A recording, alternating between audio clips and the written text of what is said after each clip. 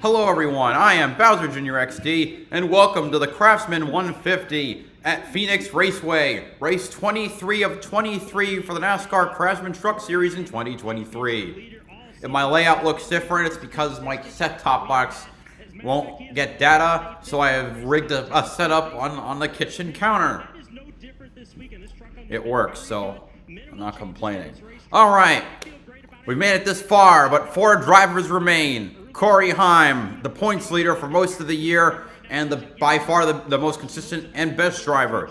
Carson Hocevar, the young hotshot who finally burst through his first win, got 3 more along the way, and is looking to end out on a high before going to the Cup Series. Ben Rhodes, who snuck into the Final Four with a great strategy play, now looking to become a double Truck Series champion. And Grant Enfinger, the 38-year-old veteran, looking to not only grab his first title, but send his team, GMS Racing, out on a high. Corey Heim won the pole for today, and last year the pole sitter won for each series, not only won the race, but also the title. So we'll see if he can make that 4 for 4. This day feels a lot like the day from 2 years ago where they came home with their first title. He said the only difference, a little bit of a different setup for this truck, but he said the pressure is not on us. We are the dark horse. My man Aaron is here with me as well, and frankly, I think the two of us could do a better job than the 2 monkeys and with accompanying Phil Parsons in the booth. Of course. Like, hell, I love Phil Parsons in a booth with me because he can still do his job well. The other two, Mikey's gotten a lot worse with age, and Jamie Little never got off the starting mound or whatever. Never got off the starting block. Thank you, Amanda. Looking forward to hearing reports. It's like if they screw up the call for the end of the race, and I know they will. Boy. It doesn't help that they're not at the track. I mean, like, I know because NBC does the broadcasts for the second half, but they couldn't take the booth for like half a day or just a Friday unless they thought it was less expensive.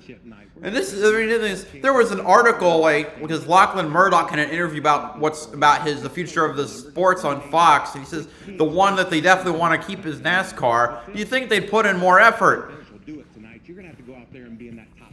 Yeah, I do not understand these decisions that they're making in the slightest. I gotta find the thing was like MLB considering tossing. I think, or what?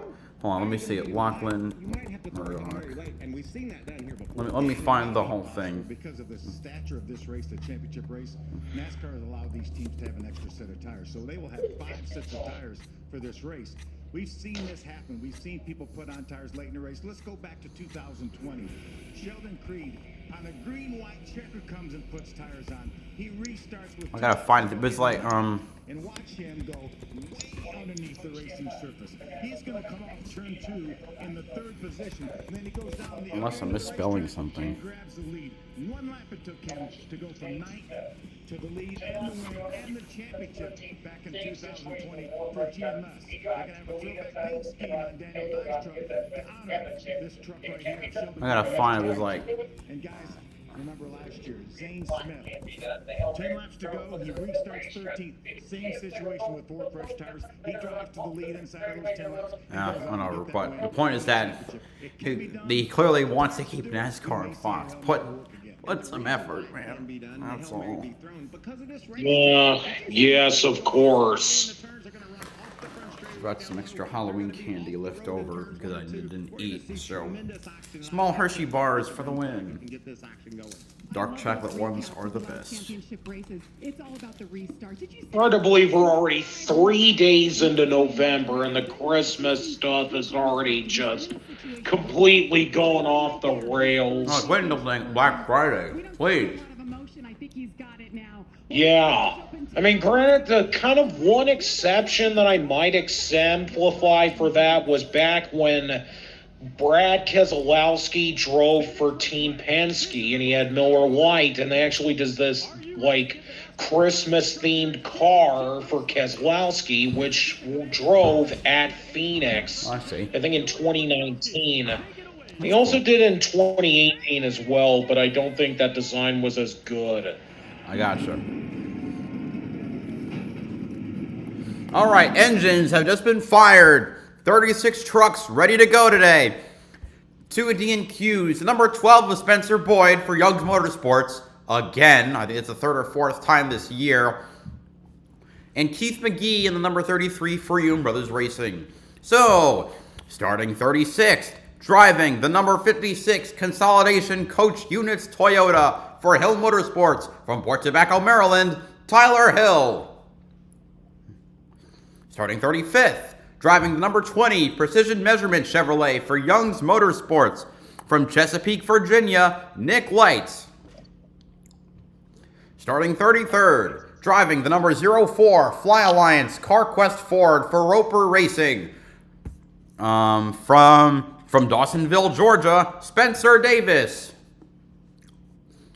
Starting 33rd, driving the number 7 Gainbridge Chevrolet for Spire Motorsports from Nazareth, Pennsylvania, Marco Andretti.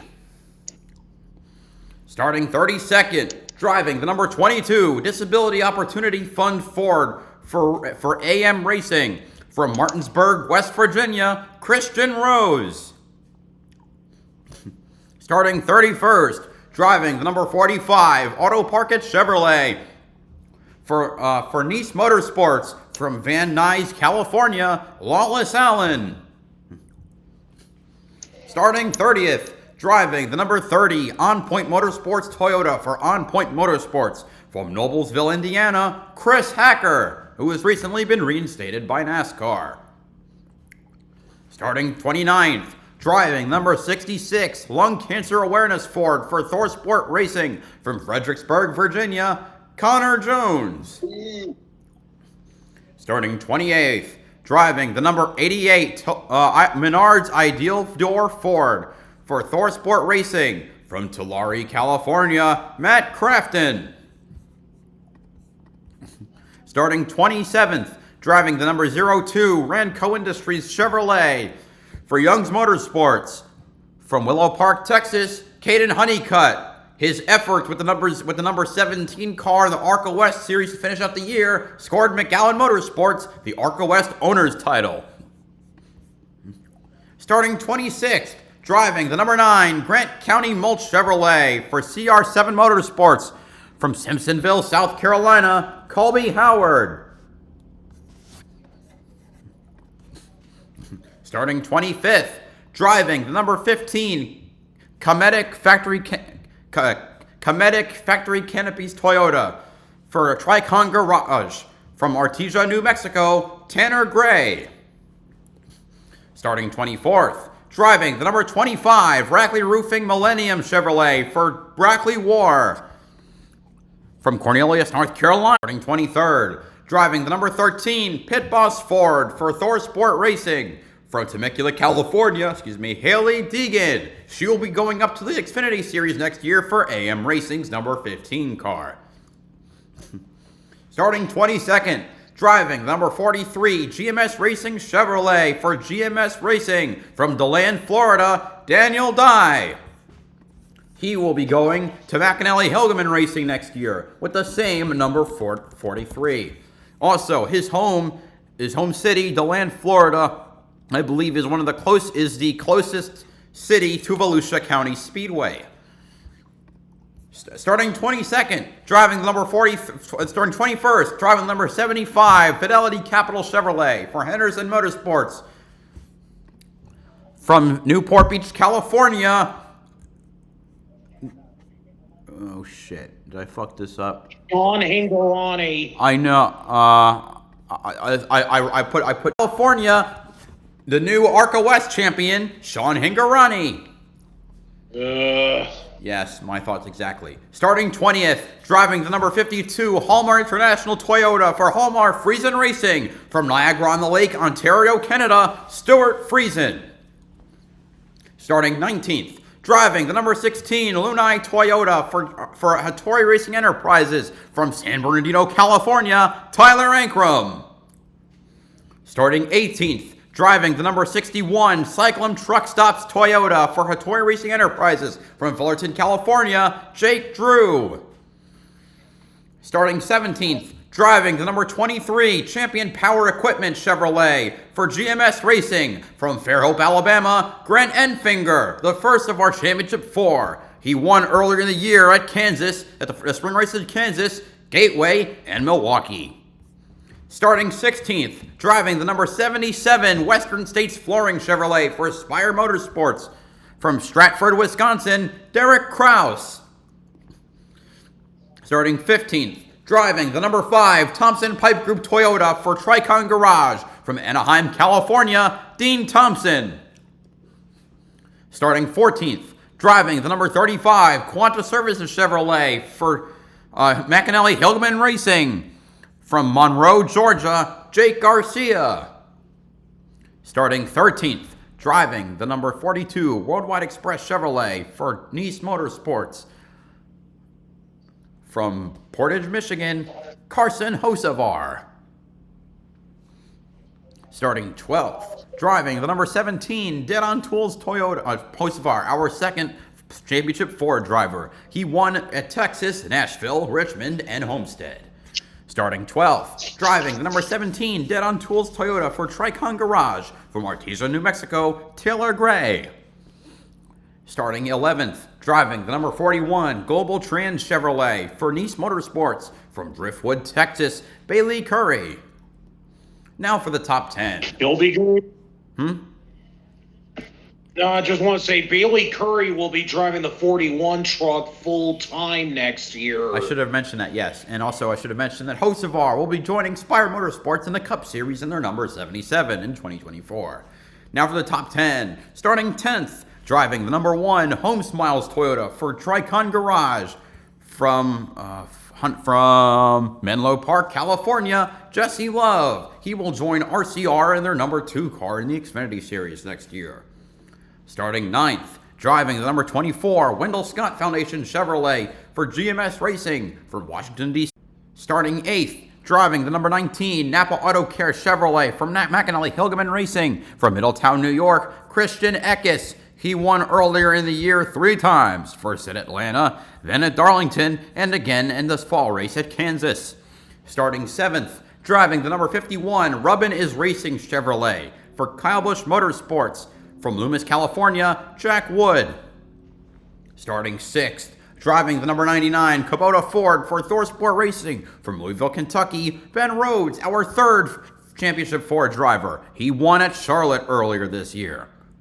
Starting 5th, driving the number 4 Bama Buggy Chevrolet for Kyle Busch Motorsports from Tuscaloosa, Alabama, Chase Purdy. Starting 4th, driving the number 38 Speedco Dello Ford for Front Row Motorsports from Huntington Beach, California, Zane Smith. He won earlier this year at Daytona and COTA, and also is the defending champion. He will be driving for Spire as well next year in an unnumbered 3rd car in the Cup Series.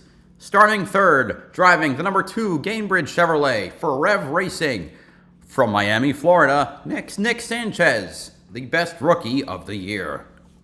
Starting 2nd, driving the number 98 Curb Records Farm Paint Ford for ThorSport Racing from Seymour, Wisconsin, Ty Majeski. He won this year at IRP. And finally, on pole, driving the number 11 Safelight Toyota for Tricon Garage with a pole time of 26.344 seconds and an average speed of 136.654 miles per hour. From Marietta, Georgia, Corey Hybe, the last of the 4 championship drivers. He won 3 times this year, first at Martinsville, then at Mid-Ohio, and finally in the round of 8 race at Bristol. So the Champ 4 accounts for 11 races. Of the cars are lined up now. Full-time season in the Craftsman Truck Series. Here they go now, rounding turns 3 and 4, ready to end off the Truck Series season with 150 laps around the jewel of the desert. Here we go. We're green at Phoenix. It's up in the air. We are racing They spread wide, going 3 wide into the dog leg. Corey Heim goes into another car, going way to the bottom. It's Nick Sanchez. But does he have the momentum to keep it up? Oh, another car to the outside. They're 3 wide. Here comes Majeski. He makes the pass and takes the lead. Majeski around the outside. I talked about how Ben Rhodes already up to 3rd. you can see, oh, Nick Sanchez slips, gets into the side of Zane Smith. A lot of action. All right, Majeski leads the field.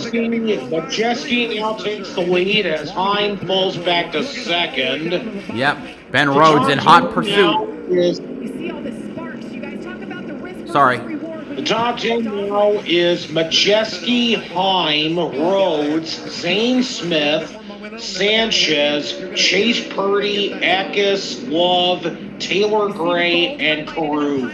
Enfinger had a bad restart. He fell back to 20th. Hocevar is stagnant from his starting position. Meanwhile, it's like Heim starting to pull away a bit from Ben Rhodes. Starting to wonder about rethinking my pick for Enfinger to win the championship, but then again, it's only the start of the race, and you never really know what could happen. Very true, very The true. Arkham Series Championship a couple of weeks ago.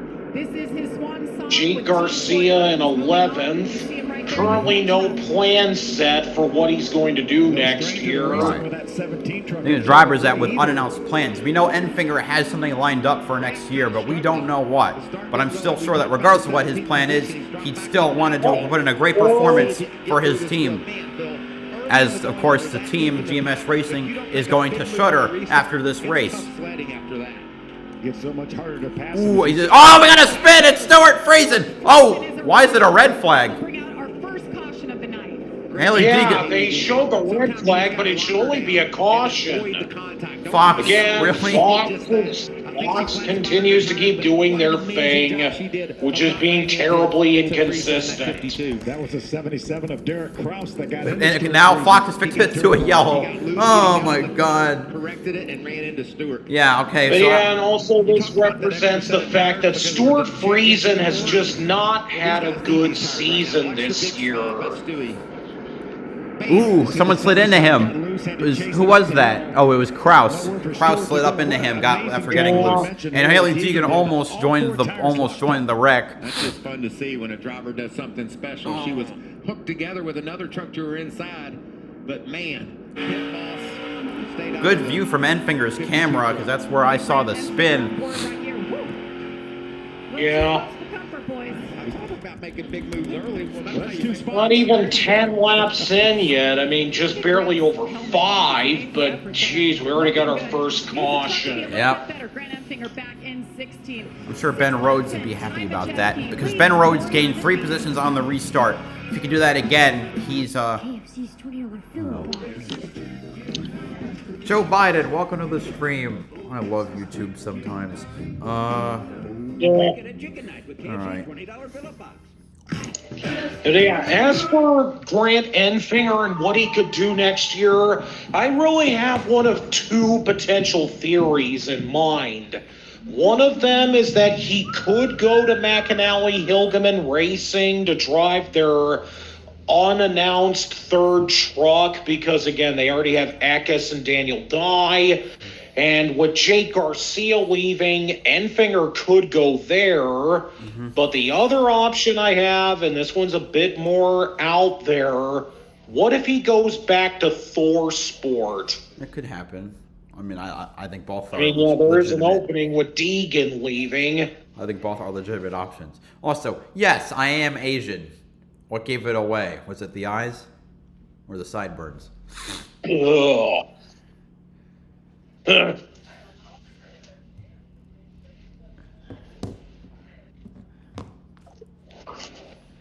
I'm gonna go with commercials. I'm probably gonna be behind the normal feed of people because I'm behind televisions because I have to use the Fox Sports app. I'll have to figure out. Oh, like okay. the So set-top that boxes. explains that. Set-top boxes are a little screwy. They'll turn on, but they won't get data, which sucks. So I'd rather be watching on a television. Oh. You know, when it happens, I'll still stream Yeah, and I'll still well. press forward Wait, I did not mean to do that hand gesture. Press forward. Wait,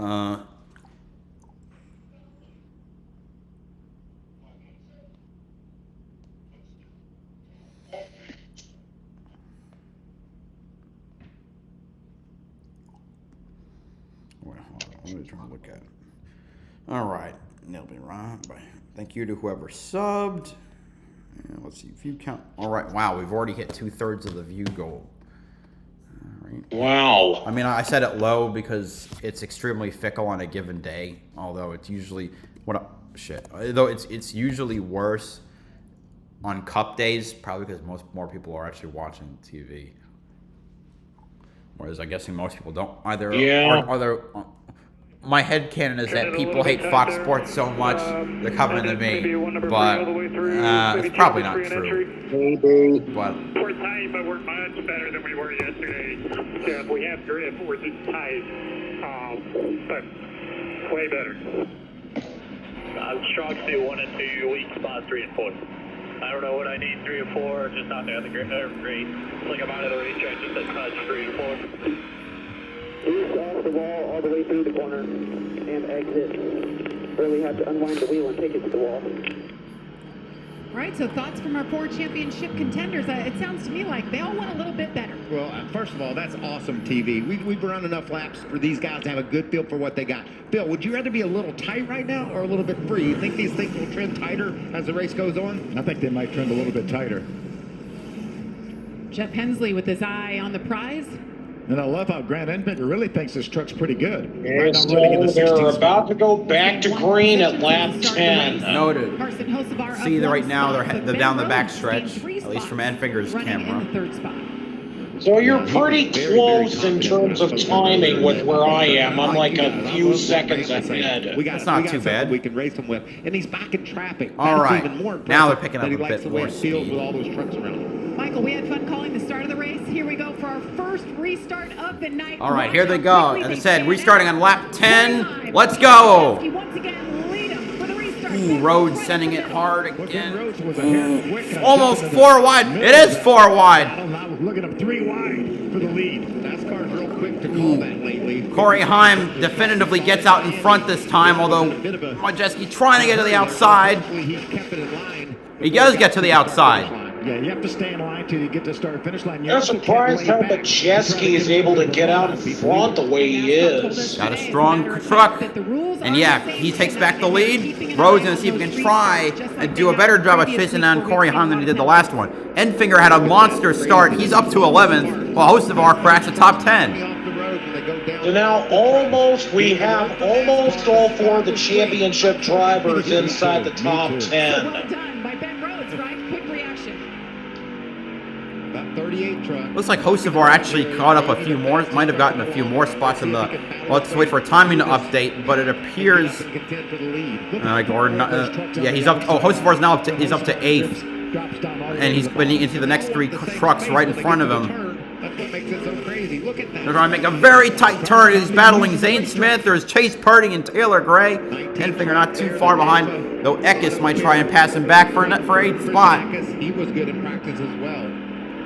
Talk about Zane Smith, of course, defending series champion, and today that reign comes to an end, and he doesn't have a shot at defending it, but it's been one of those emotional days. As we know, he's moving on to Cup next year, skipping over the Xfinity Series, so he's been taking it all in today. Enfinger, oh, here Raja Karut to the inside of Hocevar. And Enfinger taking advantage of that to try and make a move. He enters the top 10.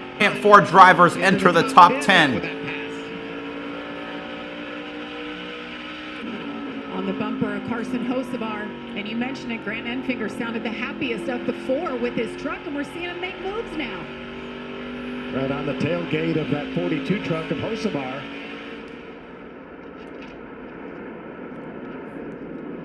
How about Christian Eckes in the 19? What a season he has had. He put together some great not able to get the move on Hocevar there. Very close. The last few weeks, just mistakes, a couple of penalties, but we know the speed has been there for that team. Yeah, we talk a lot about our championship 4, but we could have easily been talking about Christian Eckes, maybe Nick Sanchez being in his championship 4.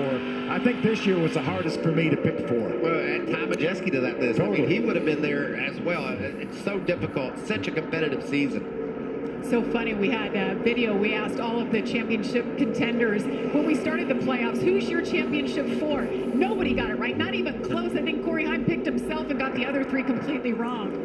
And he had good picks, too. He had really good picks. This year was especially hard. And who had Ben Rhodes? I mean, the streak that he had at bad races, who had him going to the championship for? He got back to Rhodes now a second behind Corey Heim. Championship with just 2 years ago, and they've just made it happen.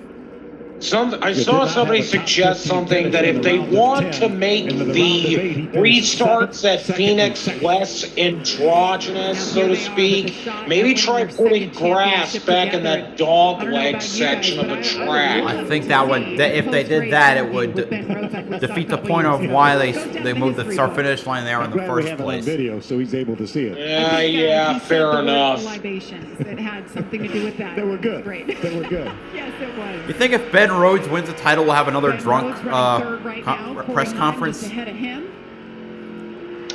That's a possibility. I hope so. He doesn't deserve the title at all, but at least if he did it, it would be funny. As we watch Zane Smith try to grab a spot. Well, Heim is still running as still the highest running championship driver in second, just over 2 seconds ahead of Rhodes. See that now. 1.7 is Purdy large the margin there. Some good runs he's been putting together the last few weeks, and that reminds me, this is the last race for Kyle Busch Motorsports as we know it. He sold the team. Oh yeah, that's right. This is the last race for KBM. 100 wins, 2 titles, 7 owners titles. The best team that ever compete in the truck series, even if most of the wins came from Kyle Busch. Still an incredibly successful team. One of 2 teams closing their doors, along with GMS Racing, which has 2 championships and He's all the way up. 45 wins. Positions into 16th position. Passing amazing, like the start and the restart. 6. Right now for yes. 10 spots, and he has 5 high-quality rides gone just like that. I'm a nicer Matt. I'm just going to try a nicer side. Let's give a shout out to that 25 truck of Stephen Parsons. He had to go to the rear. He's gained 11 spots driving through the field in that 25. That's a backup truck. Had a flat tire or something fell in the right front suspension last night in practice. Had to change. Where is Parsons? 25th. And, all right. Doing a nice job early, Phil. That's your son, if you don't. I do. So much. Really appreciate Rackley Roofing and folks for letting Stefan drive that truck. 21 races in, 21 laps in. All right, Majeski now 2 seconds clear as we go to commercial. Halfway through stage 1. Deal lovers, I'm coming in. here's something new. Just because we have good taste doesn't mean we don't like a good value. And in this hut, $7 gets you both. The all-new $7 Deal Lovers menu at Pizza Hut. I'm coming in hot. It's only a deal if you love it. Choose your $7 faves 7 days a week, only at Pizza Hut. I thought I heard pizza up here. So I am interested to see what both Bailey Curry and Matt Mills will do when they go to Nice full time next year. It's holiday every day with Verizon. When we said we'd make the skies blue, some said keep dreaming. Not really sure. So we did. Lowering emissions on the road to I'm actually considering having both of those guys in my first time winners list next year in trucks. Which one? Both of them? Yeah, both Curry and Mills. Setting out to be carbon neutral by 2050.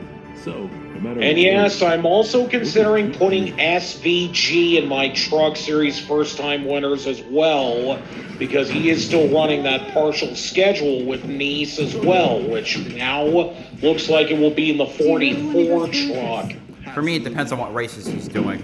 You've always stood up for what you believed in. He probably is going to be doing the Lone Road course, which is going to be Coda. And I honestly kind of think maybe he could win that race to break front row's domination streak they've had there. Who's going to be in that truck, actually? I think about it. Front row. Because we know Zane Smith's leaving it. So who's gonna go? Probably gonna be Brett Moffitt. Oh yeah, I forgot. So get off, Dave. I forgot he's still looking for a ride. Yeah, I mean, since he won with them at Talladega in their first race with a second truck, which now means both of their numbers have won in the truck series, but they still have yet to get a win for the 38 Cup car. You heard Corey Heim say earlier on in the race that his truck was too loose in the center of the corner, too loose in as well. Now it has transitioned to Safar up to 8th, got around Taylor Gray. The track is going to come to us, stick with it. He's been Zane Smith and Nick Sanchez battling for 4th. Very close to each other. Enfinger apparently has now made it to 9th. Okay, I'm waiting for this thing to update. But something I realized I don't like about this leaderboard, it's not continuously changing. It's only updating at every time they cross the start-finish line. That's the problem with not having this crew at the track. Their live timing and scoring could be a lot more up to date if they were, at the track to keep up with this stuff. It's like the ARCA timing. Oh yeah, that's pretty bad too. From Carson right now as he tries to work his way up through the pack. Amanda? Hocevar did not have this speed in any of the practice or qualifying sessions, so that truck is definitely better than what was at first seemed. Let's see, fastest last lap looks like it was Zane Smith, but and while Majeski's had the slowest lap in the top 15. Thank you, Amanda. Okay, now it's and then it looks like Corey Heim had a bad lap, losing over a second. Has been around for so long. Won the 1990 Xfinity Championship with Chuck Brown. He's getting closer to the end of the first stage. They got it wrong. It's not Chuck Brown. It's Chuck Bound. Oh my God! Came back to GMS. All of a sudden. Pronounce his name correctly. He's one of the most forgotten NASCAR Xfinity champions, but give the man some respect. He won because he actually used to commentate truck races. I think this team will be something. Oh my goodness! Before this is over, he's got a good truck. He likes this truck. We'll see how it goes. Well, Rhodes is now starting to chow. No, wait a minute. No, Zane Smith is actually about to pass Rhodes for 3rd. Zane Smith has some speed. He's going to dive it deep into the dog leg. Slide up. Oh, no, I never get there, but there's a car in the way. Who's that lap car?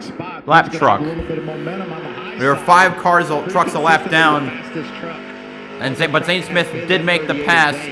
Finally caught Ben. Put him away. Now he's going to put his sights on. So Christian Rose, Spencer Davis, Tyler Hill, Nick Lights, and Chris Hacker all a lap down. What about Ben shifting there down in 3 and 4? We see that every now and then, not that often, but guys give that a whirl.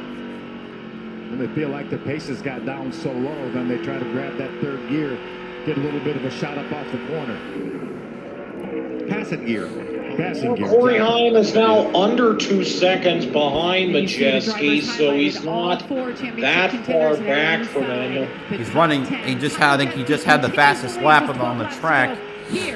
Well, at least a few seconds ago he did. And he still does.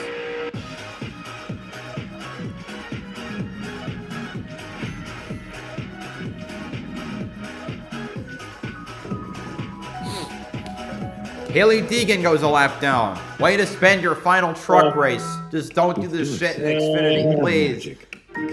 It'll be painful. Please don't. Enjoy it while it lasts. I mean, the people at Ford certainly seem to have confidence in her just based off of her one start that she made last year, but I still think that says something. Are actually cool. You only get a few magical holidays. Don't risk them to save a few cents. Trust Duracell. How does he have time to visit everyone in one night? Well, he has VIP parking. And how does he know if I've been naughty or Wow.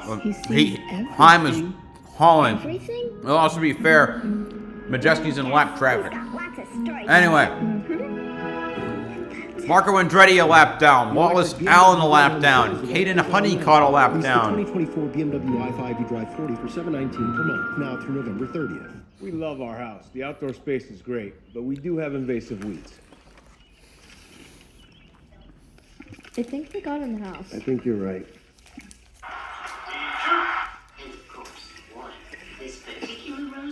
Stay away from my family! Why are you so strong?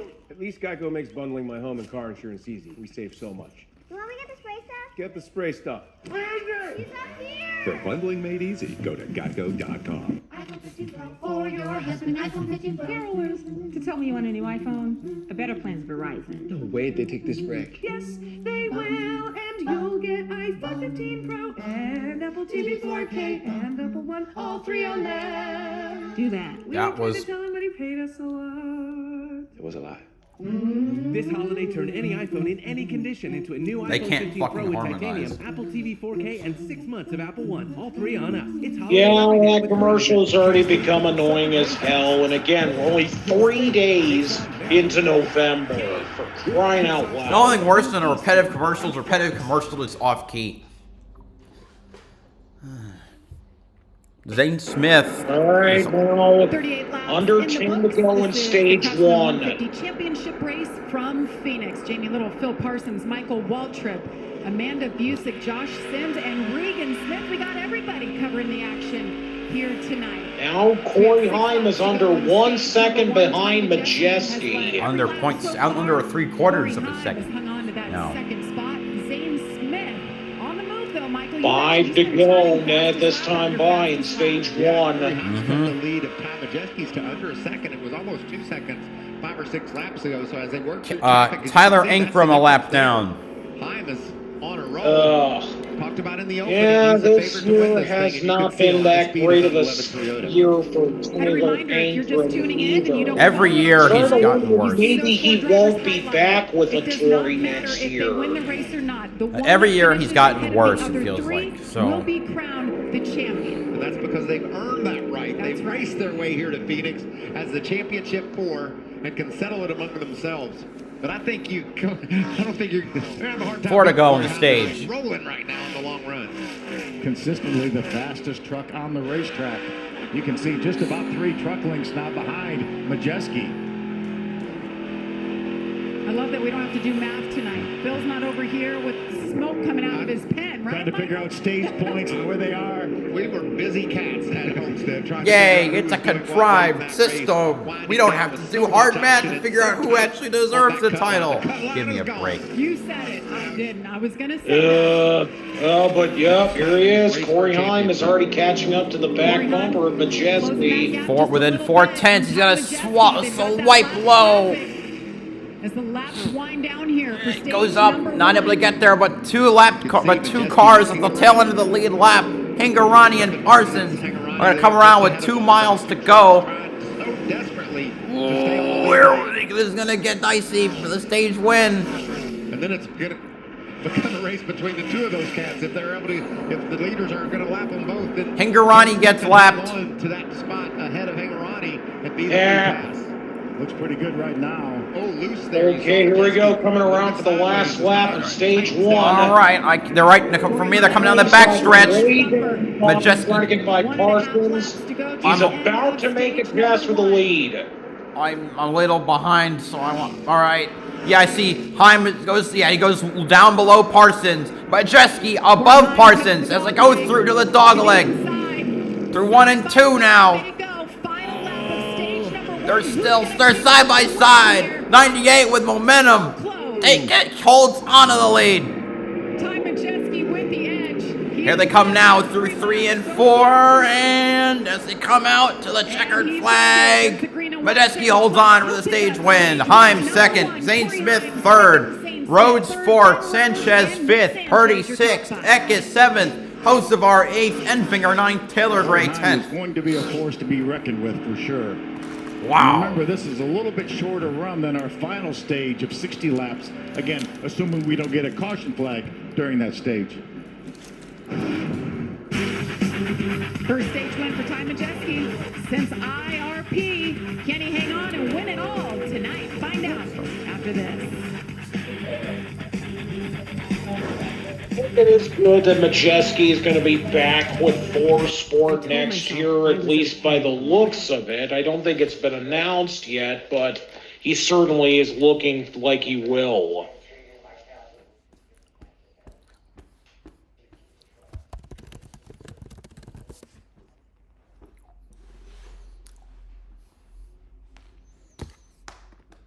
That would be nice. Oh, Colby Howard will not return to CR7 Motorsports next year. Yeah, which kind of makes me wonder if CR7 in general will not be coming back. I have no water.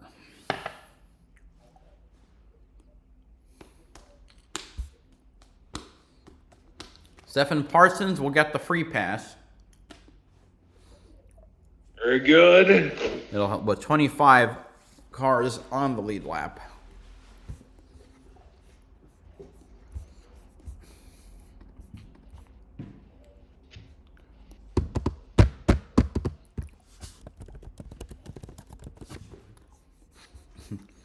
Well, I'll talk a bit about the surrounding area. The track is in Avondale, Arizona, which is literally right next to Phoenix, Arizona, the 5th largest city in the country, also the most populous state capital in the country. Which I don't know, you wouldn't really think Arizona of all states would have some of the most populated cities in the country, but it does. Arizona with a whopping 1.6 million people. County taking up is the 4th largest county in the entire country. Avondale is located directly to the south of Phoenix. Correction, it is to the west of Phoenix.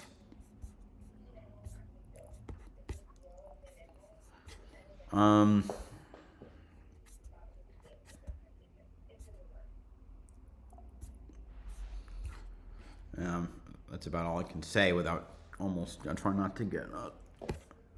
I don't know what else to talk about. Because usually when I talk about towns, I'll inevitably talk about politics, and I'm trying to stay out of that. Try to abstain from that. The only thing I'll say, Avondale is in Arizona's 3rd congressional district, which stretches from Avondale all the way down to the majority of the western part of its southern border. I'll stop there. Okay, I mean, just that's a fun fact that I think just works. Okay, we're back. Thank you, Fox, for saving me. I'm never going to say that again. We start with the 99. All right, pit stops going off. He just needs more lateral grip since he's really loose on entry, especially in traffic. Pit stops are where the fight, though.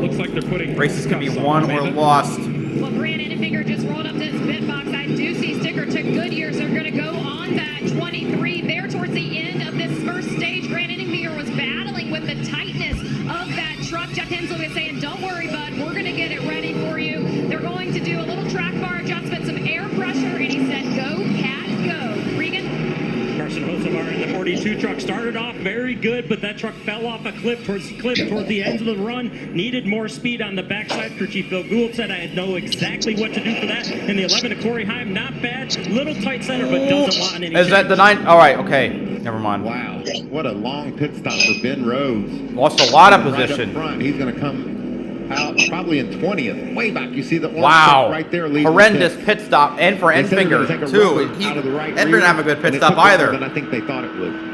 Heim still came out second behind Majeski. That take extra time. Obviously, air pressure adjustments don't take any extra time. Bring him back and drop the and of course, because Fox sucks so hard, they didn't show us the race off pit road. It almost did, but then it faded away. I don't know why. iPhone 15. Oh, God. Why do you have to suck so hard, Fox?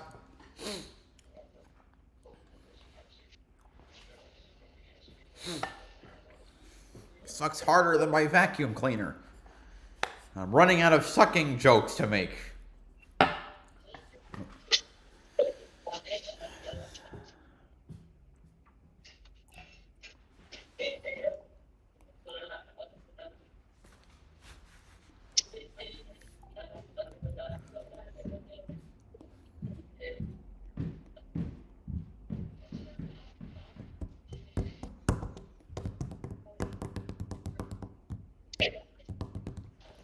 catch it. So I want to say this is the updated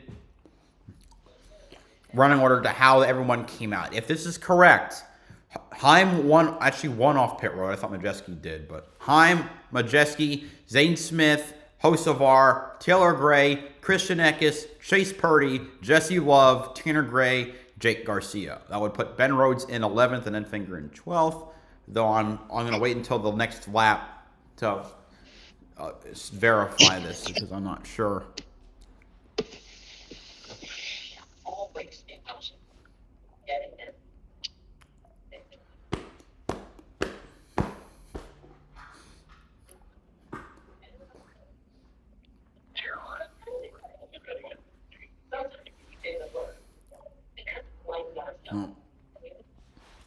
I don't know about y'all. It's been a good week. I got to meet the most famous forensic scientist in the country, so that was a plus. Who was that? His name is Henry Lee. He's been working especially with Connecticut, on cases since the 1970s. He has an institute named after him because he started it. At the University of New Haven, which is where I go to grad school. He famously or infamously was part of the O.J. Simpson defense team, which got the not guilty verdict. Take that however you will, but he's extremely famous. And I worked a symposium that was at the university last week, and I organized a pizza party for the volunteers, and he made an appearance. So, yeah. It's pretty cool.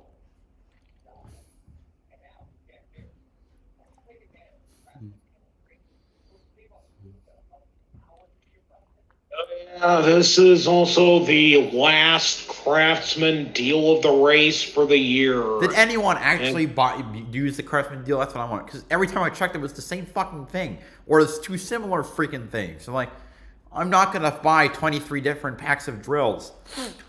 Yeah, I can understand that. They gotta have a little bit more variety with the type of items you could get. Yeah. So we just saw hammers. I don't know. What else do they got? What else do they sell besides drills? Toolboxes. Split back, lost about 6 spots. Screwdrivers. With like 118 different ends, I'd get Craftsman tools.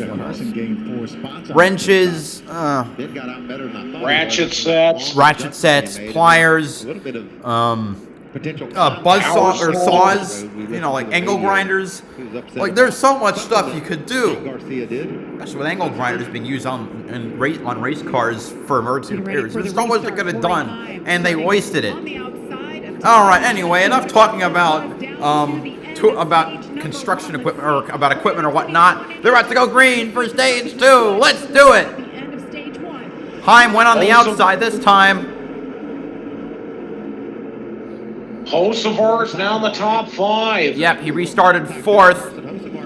And Heim gets to a clear lead. Hocevar maintains his 4th spot. He was doing good till he got to the painted.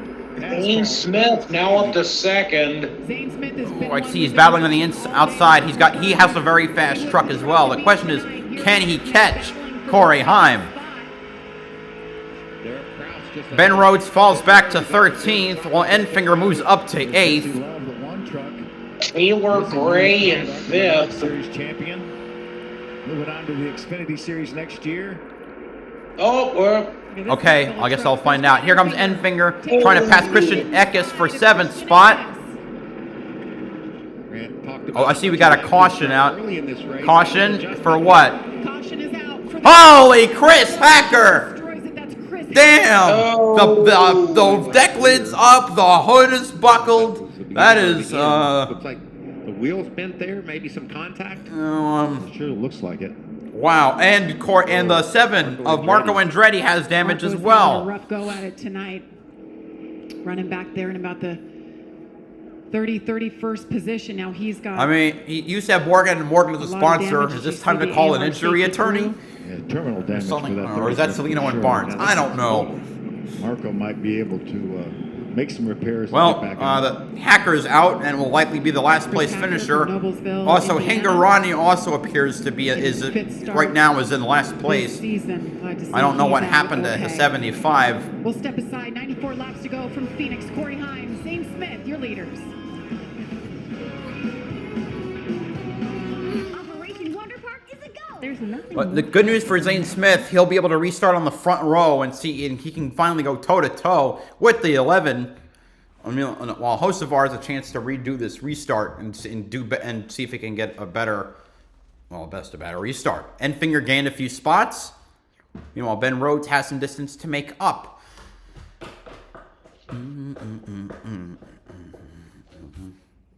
One thing about Phoenix in the Champ 4, I think on the Cup side, there's a frame with 2 laps to go where you can see all 4 of the Cup Champ 4 in the top 5.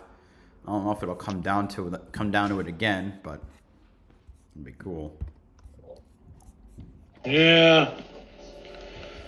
Honestly, this year's Cup Series Championship 4 has all 4 drivers. Like, I don't necessarily hate any of the drivers there, so I don't necessarily have a problem with whoever wins the title, but I'm honestly going with Byron to win it simply because he was the most dominant. I hope. I mean, in the non-playoff standings, he's leading by 3 points over Hamlin.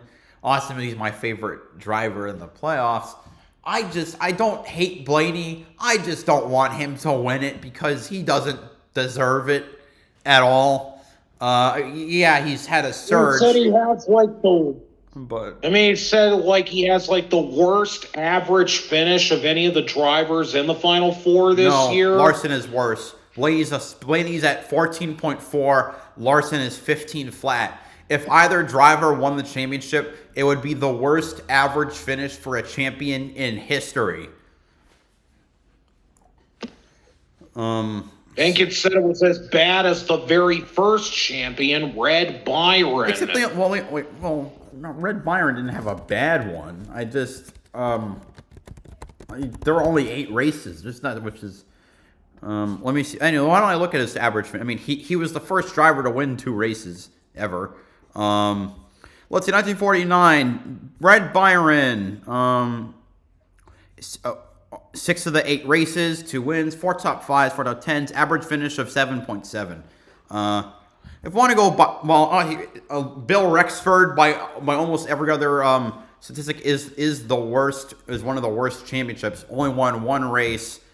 That was 1950. Yeah. If Ryan Blaney were to win the championship, he would have the least number of top 5 since Bill Rexford. Bill Rexford is 5. Blaney right now has 7 on the year. Oh boy! These metrics are terrible. Well, I'm sleeping.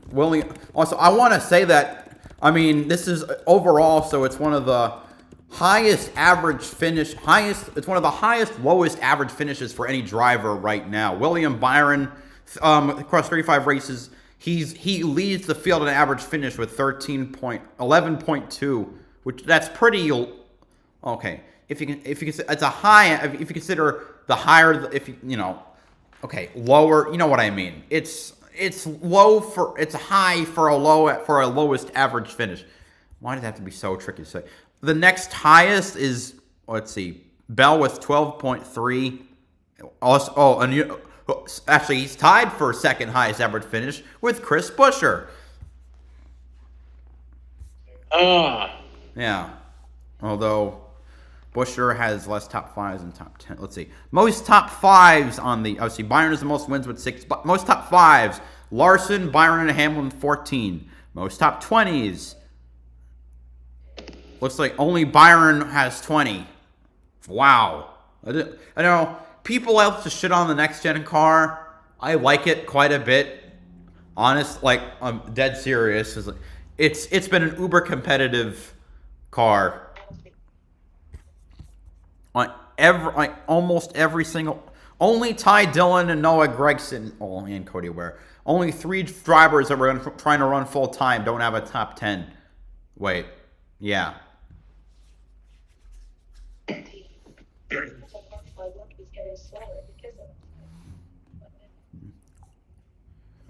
So, still waiting on, I'm going to go back.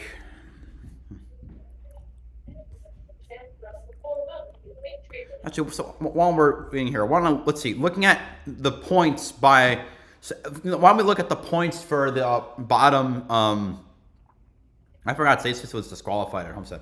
The points for, like, because, you know, obviously, like, 6 drivers were knocked out of the truck playoffs, but they're still fighting for positions 5 through 10. Well, DiBenedetto is definitely 10th because he's not racing for Rackley War. Craftsman is in 9th, 13 points behind 8th place Majeski, who is 11 points behind 7th place Zane Smith. Then you have, 5th and 6th are basically decided because the gaps are too large. Eckes in 5th and Sanchez in 6th, which I'm against. Sanchez is the Truck Series Rookie of the Year, a well-deserved award for just one of the most solid rookie seasons in a while. Well, actually, Chandler Smith also had a pretty good rookie season considering he won 2 races. But I don't know about his point situation. So 2022's Rookie of the Year was Corey Heim. He didn't run full-time. Right. The highest running full-time rookie of 2022 was Lawless Allen, and he finished 22nd in points. Embarrassing. 2021, it was... honestly... Sorry. What were you saying? Sorry. What were you saying? I just wanted to quickly say that I think it's kind of obvious that Sanchez is probably going to be the Rookie of the Year. Yeah, as I just said. 2021 was Chandler Smith. Won 2 races, although notably lower in points than Sanchez will be. 2020's Rookie of the Year was Christian Eckes, 8th in points. 2019 is that Tyler Ankrum, 7th in points, 8th in points. 2018, let's see, Mike Snyder, 9th in points. Before that was a playoff spot. 2017, Austin Cindric, Final 4. 2016, William Byron. Oh, it hurts. It hurts. Okay, sorry, no. Christopher Bell, which hurts. It still hurts for the number 24, for the number 9 truck. I'm not going to go any farther back than that. Was Bubba Rookie of the Year when he went, or is that Ty Dillon? Or no, Tyler was 2012. Well, that's when he started in the Truck Series. 2013 Truck Series. Who won Rookie of the Year? Ryan Blaney. Okay.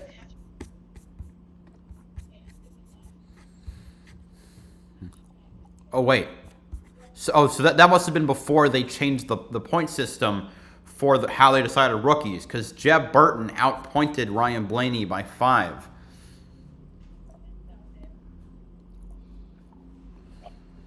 So this must have been where they took your 15 best finishes.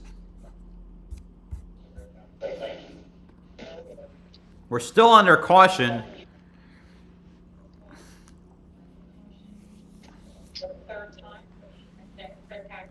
All right, while we're waiting, here's a hypothetical. How much would someone have to pay you to watch the Formula One race at Las Vegas in a few weeks? No amount of money could ever convince me to do that. Fair enough. I'm only doing it because I'm a slave to motorsports. I think it's funny that people found that, like, visual blocking film over those windows from that bridge that's going over part of the track. I didn't even... Because, again, the greedy decision of the people organizing that event, it's like it only felt obvious that somebody was going to just straight up do that in defiance. I just realized, did Fox provide a replay for this wreck? I don't think they did. Oh, for I didn't, at least not that I could tell. So, like, what the hell, Fox? Are you kidding me? Something else for F1. Tens of thousands of casino and resort workers on the Las Vegas Strip are preparing to strike ahead of the Formula One Las Vegas Grand Prix in an effort to secure better wages and working conditions. Yeah. Nevada also. No surprise. Some other policy. Nevada is a hotbed for unions, especially with, I think, hotel workers and especially culinary unions for all the the big restaurants in Las Vegas. So it's a very union heavy state, though not in the usual occupations like factory workers or auto workers. So just a fun fact. Yeah, it's true. Jeez, what else we got? Let's see. Cab drivers have announced a $15 surcharge on all fares during the event, and it's expected more fees and gratuities will appear citywide. A new bridge in the grandstands blocking the Bellagio fountains. I've been to Las Vegas. I've seen the fountains. They're awesome. So it sucks that the park gets blocked.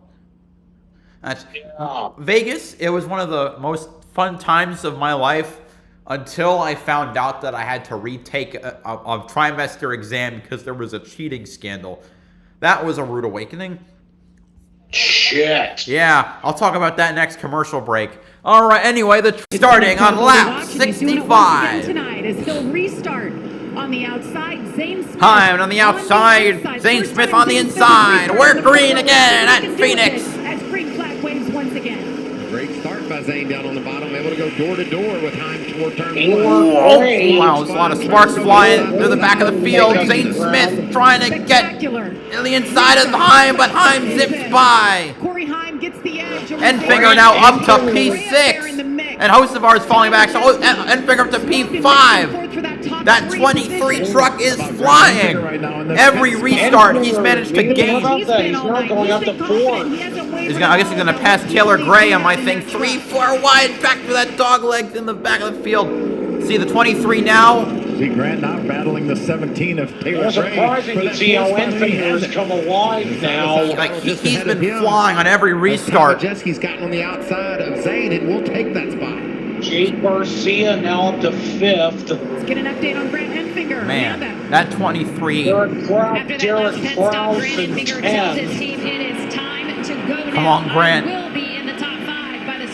Come on, Grant. Let's go and get GMS Racing another title to cap off their career. And the one man outside the top 10 right now, Ben Rhodes. And we talked about it on that pit stop. It was a pretty bad restart for Hocevar. He fell from 4th to 8th. About 6 spots. There's that 99 truck. Just behind Derek Kraus in the 77. Good run for Derek. Up inside the top 10. There's Rich Lucius on the box. You wonder what's going through his mind right now. He's putting him like we've seen him do so. The call of the year at Homestead. No doubt. Bringing a driver in. That's why he's racing for a championship, that pit call. And these two know how to get it done. Ben Rhodes, Rich Lucius, 2 years ago, they were the champions here at Phoenix. Let's get an update on Ben Rhodes. Josh. Yeah, and you guys are talking about Rich Lucius being able to be calm in certain scenarios and make some calls that'll get Ben Rhodes back in the game. Ben Rhodes is currently the only championship driver outside the top 10. Right behind Derek Kraus. Plan for these sort of things. He said the he's most now important thing I trying have to to pass do is Derek be Kraus confident in for my decision. 10th. Relay that to the driver because my confidence will spill over to the rest of the team. Flying into the top 10. He got it. He makes the move around Kraus. So the thing that I love about that is when the crew chief makes a call, wow, look at that damage. The crew chief makes what happened to the 24? He's got to go do his job, and that's just exactly how that Apparently must have gotten into the back of some other driver. A couple of laps ago, we got together Let's with see. the We're going to 41 see. of Bailey Curry. Coming off the corner here. Roger's going to try to get to the outside. Bailey is going to use the racetrack and move up the hill, made contact. And Caruth throwing back to Johnny Sauter's 2016 Truck Championship. Not over the same real estate, you see the outcome. Got a tire rub as well. We'll see if that clearance itself. Sometimes that'll happen, but I think that might be enough damage where he could have some issues because that front end is loose. It's just going to blow back into that tire. Yeah, and arrow-wise, that's certainly not helping. Speeds upwards of 150 miles an hour at the end of these straightaways. Caruth back there shown in the 24th spot. This young man has shown some promise this year. We haven't heard about plans for next year, so we're not sure. Once GMS, his team, closes its doors after this race tonight, we haven't really talked about that, but that's been heavy on a lot of people's minds for GMS and what they've done in this sport, and they too are moving on. So Grant Enfinger, he tells us he has a ride full-time for next year. We just don't know what it is exactly yet. This bar right now inside the top 10, running 8th. We talked about KBM, Kyle Busch Motorsports, being sold to Spire. 100 wins, well, 45 wins for GMS. Two strong, long-term teams that we're losing here from the Truck Series. Maury Gallagher, the founder and owner of that team from Las Vegas, Nevada, his heart and soul so much into the Truck Series. We thank him for all he's done. 2 championships, but his focus is on Legacy Motor Club, and that's in the Cup Series on Sundays. Well, Jamie, the leader of Corey Heim in the 11 truck, we made a lot of him locking himself so early into this championship four. Of course, at Bristol over a month ago, the team had a lot of time to work on a lot of different packages with that truck, handling and setup packages. Well, when it was all said and done, they went back to the very first thing that they went to the simulator with, where they test those packages out. All that time, they went back to their original plan. What was tried and true from the beginning is what they're running right now. The latest report from Corey, that truck is really good out front. He likes it. It's a nice call from Scott Cipodelli. Sometimes maybe you have too much time on your hands to think and overthink your setups. Corey Heim continues to lead with just 15 laps to go in stage number 2. Can he hang on and become the champion? We'll find out. This is the all-electric Polestar 2. Yeah, so, talking about my Vegas news. Like, I did a lot of cool stuff in Vegas. I'll try to, without going into detail about because I don't want to sound too out of touch. I'll say one of the cooler things to do was I got to go to the mob museums. It was all about famous mobsters like Bugsy and Al Capone. I did some other stuff I just won't talk about because I don't want to sound like horrific. I've been to Vegas a lot myself when I was younger too. That's pretty nice. But okay. I'll talk about the last night. I had just come back from a Gordon Ramsay restaurant because I had wanted to go to one specifically because I was in the Gordon Ramsay phase. I still like watching MasterChef, but I had my school iPad with me because my school could afford to give us iPads. We took our tests on them, with apps to guarantee that you can't exit the app to look up stuff. I see my email and I see the American history exam was compromised. We found out that some guy had gotten a hold of the access code of the exam. Somehow was able to get in and out of the exam without losing time because you have a strict time limit once you enter the exam. He got the questions, got the answers, and started distributing them. He then, once staff got hold of it, he squealed on his subordinates. Subordinates got expelled. He got suspended. What an asshole. Long story short, everyone in the junior and senior year had to retake their exam. I was livid. Holy crap. Oh, we got a caution for Tyler Hill. According to Bob Pockris. Of course, I'm in a commercial break, and I can't see that. Yep, same. I'm on an ad break. That courtesy of Fox Sports. Dang it.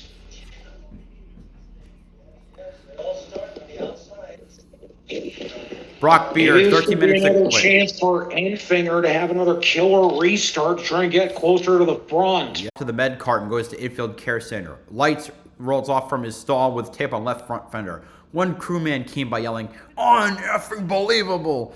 with emphasis on effing.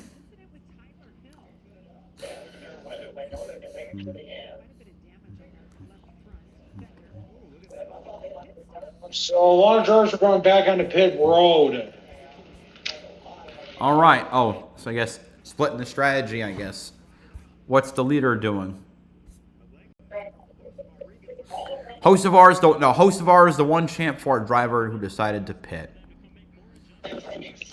Ugh.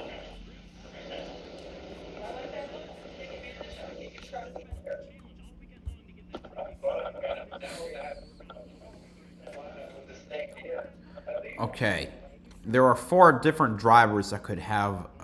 Let's see, 4 different. Because Brock Beard does his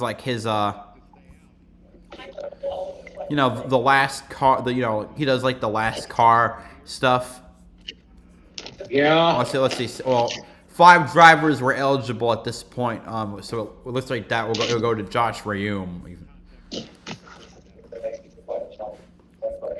Zane Smith is only eligible because of his D and Q. Let's see. Last car championship goes to the driver who has the most last place finishes. Ties are broken by bottom 5 finishes, then continuing in 5 position intervals.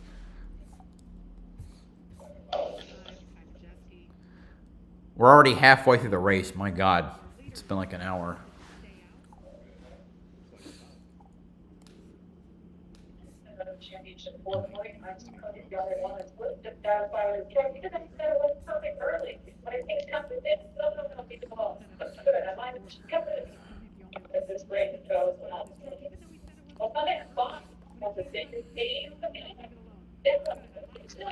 Oh my God.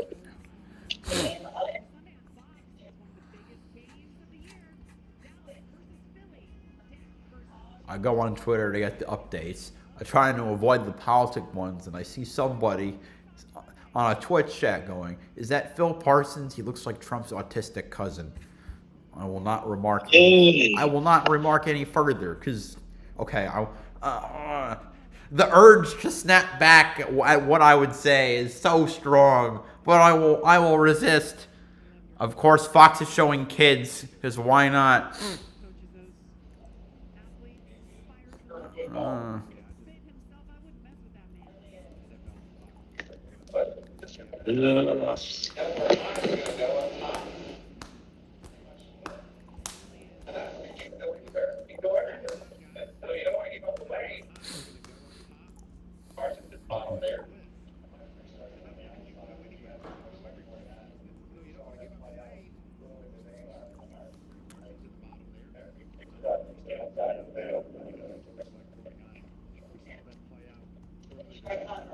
They've been able to do this year with Johnny Gray, David Gilliland, Jake Boudin, had a couple of trucks, which was Toyota, and a Corey Hunt. They went to Kyle Busch, whether it's Florida or run, Harry gets right there in the middle. They had something to prove to us. Made a change for his life, his career, and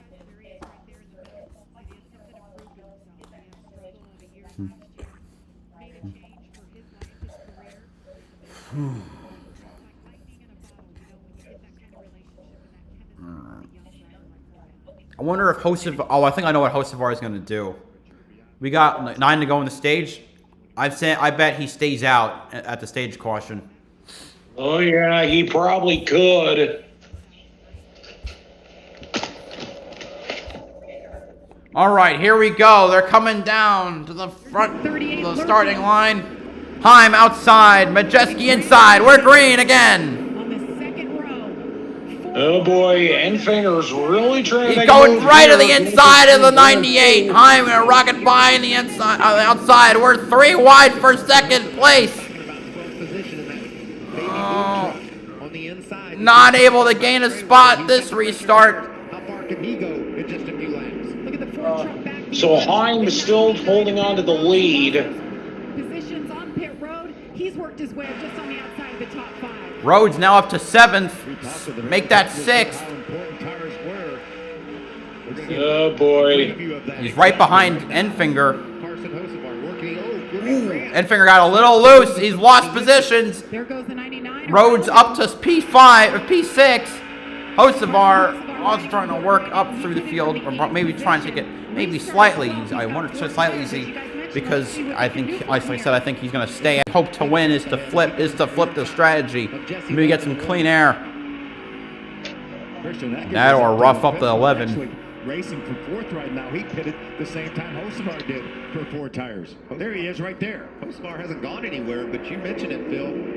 Christian is on a roll. Christian Eckes, the 3-time winner this season. He had that mad mustache. Eckes trying to make the move now on Taylor Gray for P4. He knew that his championship hopes were done, but he could still go out with a bang. Still in tonight. with a win. Looks like they've gotten that truck a little bit better. So Chase Purdy way down on the bottom of the racetrack. Another one of those trucks that stopped for tires. Looks like he was going to get by Grant Enfinger. I just realized, Look how fast Majeski is. only like Hocevar is started 9th, I think. So there are a lot of cars that pit. That might mean that there's a lot of a distance that the 3 Champ 4 cars that trucks that didn't pit will have to make up. Unless I'm assuming that most drivers who pit then will stay out again. I'm not sure if I'm correct, but I hope I am. Made up a ton of ground yet. Yeah. Getting closer to the end of stage 2. The thinking of the driver when he gets those fresh tires. Under half a second behind Heim, and Majeski in third, also less than half a second behind. We see Eckes, he's hammered down. He's not worried about saving any tires. It's a hard battle trying to get in front of them, or just staying with him. 2 to go in the stage. Stage number 2. Ty Majeski took stage 1. See if Corey Heim can hang on here to pick up stage number 2. Stephen Parsons got the free pass on the line. We got 27 cars going right now on the lead lap. Got to be a great feeling for Corey. Other than the fact that Zane's faster than him right now. Other than that 38 truck riding his tailgate. Oh, Zane Smith's trying to make a run on Heim for the lead. I don't think he's going to be able to do it. Well, I guess we'll see if he does make it. I see now he's trying to dive it into 1, 2. Nope. That 38 truck is even, despite not being in the top 4 truck series that last had a winner in the finale, that was not the title winner. Let's see if it happens again. Anyways, Heim wins stage 2. Zane Smith 2nd. Majeski 3rd. Eckes 4th. Killigray 5th. Rhodes 6th, Purdy 7th, Enfinger 8th, Garcia 9th, Hocevar in 10th. Round out the top 5 for stage number 2. We'll step aside. Corey Heim has been the man. See if he can hang on. Come back. We've got plenty more racing from Phoenix. This holiday season, give your family the gift that keeps on going. Our very own Energizer Bunny? Energizer Ultimate Lithium. The #1 longest lasting AA battery. Operation Water Park is a go! There's nothing more powerful than imagination. Honey, have you seen my cell phone? But don't just imagine. My park came to life? Ooh, a plot twist. Use STEM to build, create, She did it. and change the world. Who's with me? I'm more of a 2 feet on the ground kind of guy. It's gonna hurt tomorrow. If she can STEM, so can you. Find out more at She Can STEM. Everything you don't want to believe exists. Oh,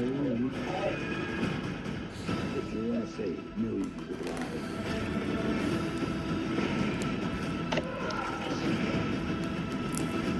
We can use some help.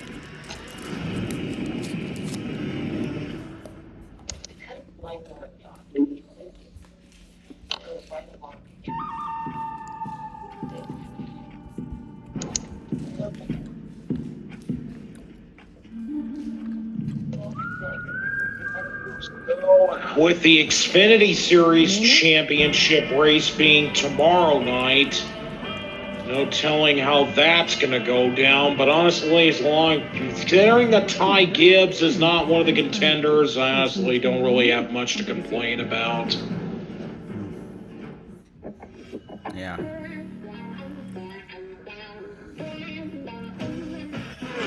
I really am considering going with Sam Mayer to win the title, even though Allgaier and Nemechek are really the 2 more prominent picks to go with for most others. Say that again? Allgaier and Nemechek would be more realistic to go with. Yeah. Nemechek was fastest in practice. Yeah, boy, no surprise there.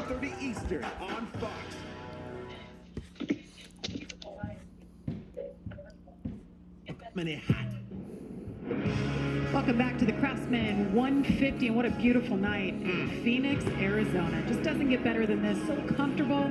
There's snow in the Midwest, snow on the East Coast. This is where you want to be. Well, Michael, earlier on the start of the show, I asked you, if you're the other three drivers, how do you beat Corey Heim? So this is an opportunity right now. Do you pit? Do you make adjustments? There's our three crew chiefs that are pondering the same question. Well, one shot's already been fired, and that's Phil Gould for Carson Hocevar. They decided to pit. They're the only one of our championship contenders that did so. And I don't know right now. It's a little bit early to say, but I think it was a good call because we didn't see a lot of fall off. The leaders didn't really, the new tires didn't make that progress, and they're getting ready to capture a whole lot of track position is Carson Hocevar. So I think that was a great call. Now, these two other crew chiefs, they need adjustments. They're not fast enough to run with Corey Heim. And that's what they're pondering. They're going to pit, hopefully make the right call, make the right adjustments, and who knows, Corey Heim's going to get hung back in traffic. What's his truck going to be like? Yeah, there are 17 or 18 trucks that came down pit road. If they don't come back to pit road, then Corey Heim will restart behind all those trucks. This is a fun part of the race for us fans. Pits are going to be open this time. We're going to see a big shuffle in the lineup, and we'll have to see what that number 11 truck's like when he gets back in traffic. Little bit of strategy, perhaps. All right, let's go. 56 laps to go in the championship race. Christian Eckes will inherit the lead. All right, Eckes will get the lead from fourth. Pits are open. Josh, they're headed your way. Heim leads the pitters into one. Yeah, I see 8 cars that pulled in. So Honeycutt gets the free pass. Last stop, they took scuffs. This time, they're going to put stickers on. Amanda? Brandon Finger is making his way to his pit box, and Jeff Henley said in the I think. Of what's going to happen in strategy, he said, I don't care who's going to stop. We're stopping. Brandon Finger wanted a little more adjustments. All right. It was made in stage 2, but said, Jeff, I trust you, and I trust this track. Regan? The 11 of Corey Heim started free that run, ended neutral though. Overall, long runs, the truck gets tighter as he goes, so they're not going to make any changes for it. They're going to let it see how it plays out right now and try to get him a good stop here. All right, Regan. So I heard what we heard last pit stop. No adjustments for Corey Heim. Well, he's taken a long time. Zane Smith wins the race off pit road. Heim, then Rhodes, Taylor Gray, then Majeski, Enfinger, Jesse Love. Something went wrong on the 11 pit stop. And Raja Karuth. So yeah, 8 trucks pitted. So that'll be Zane Smith will restart 20th.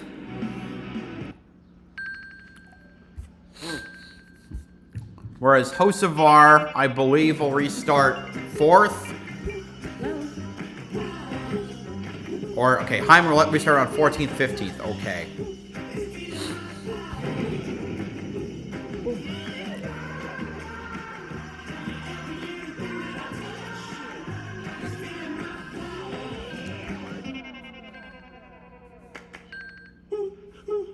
This holiday season, give your family the gift that keeps them going. Our very own Energizer Bunny? Energizer Ultimate Lithium. The #1 longest lasting AA battery. KFC's $20 fill-up box.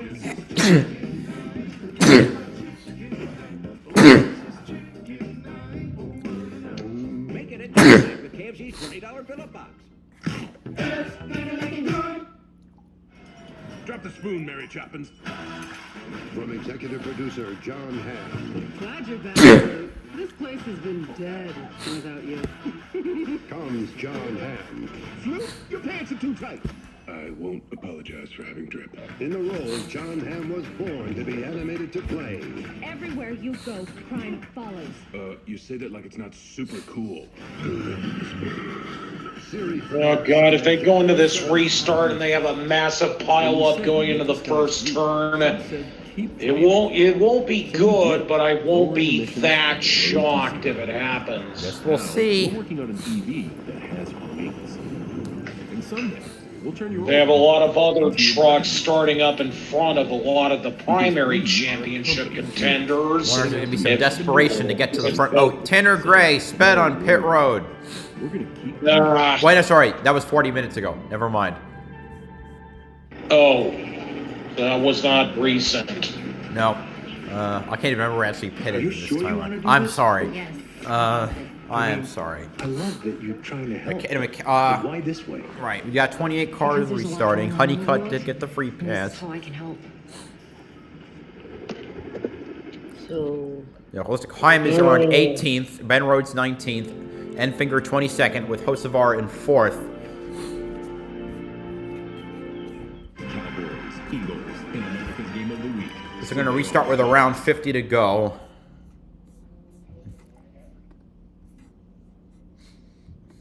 One night, one race, one goal.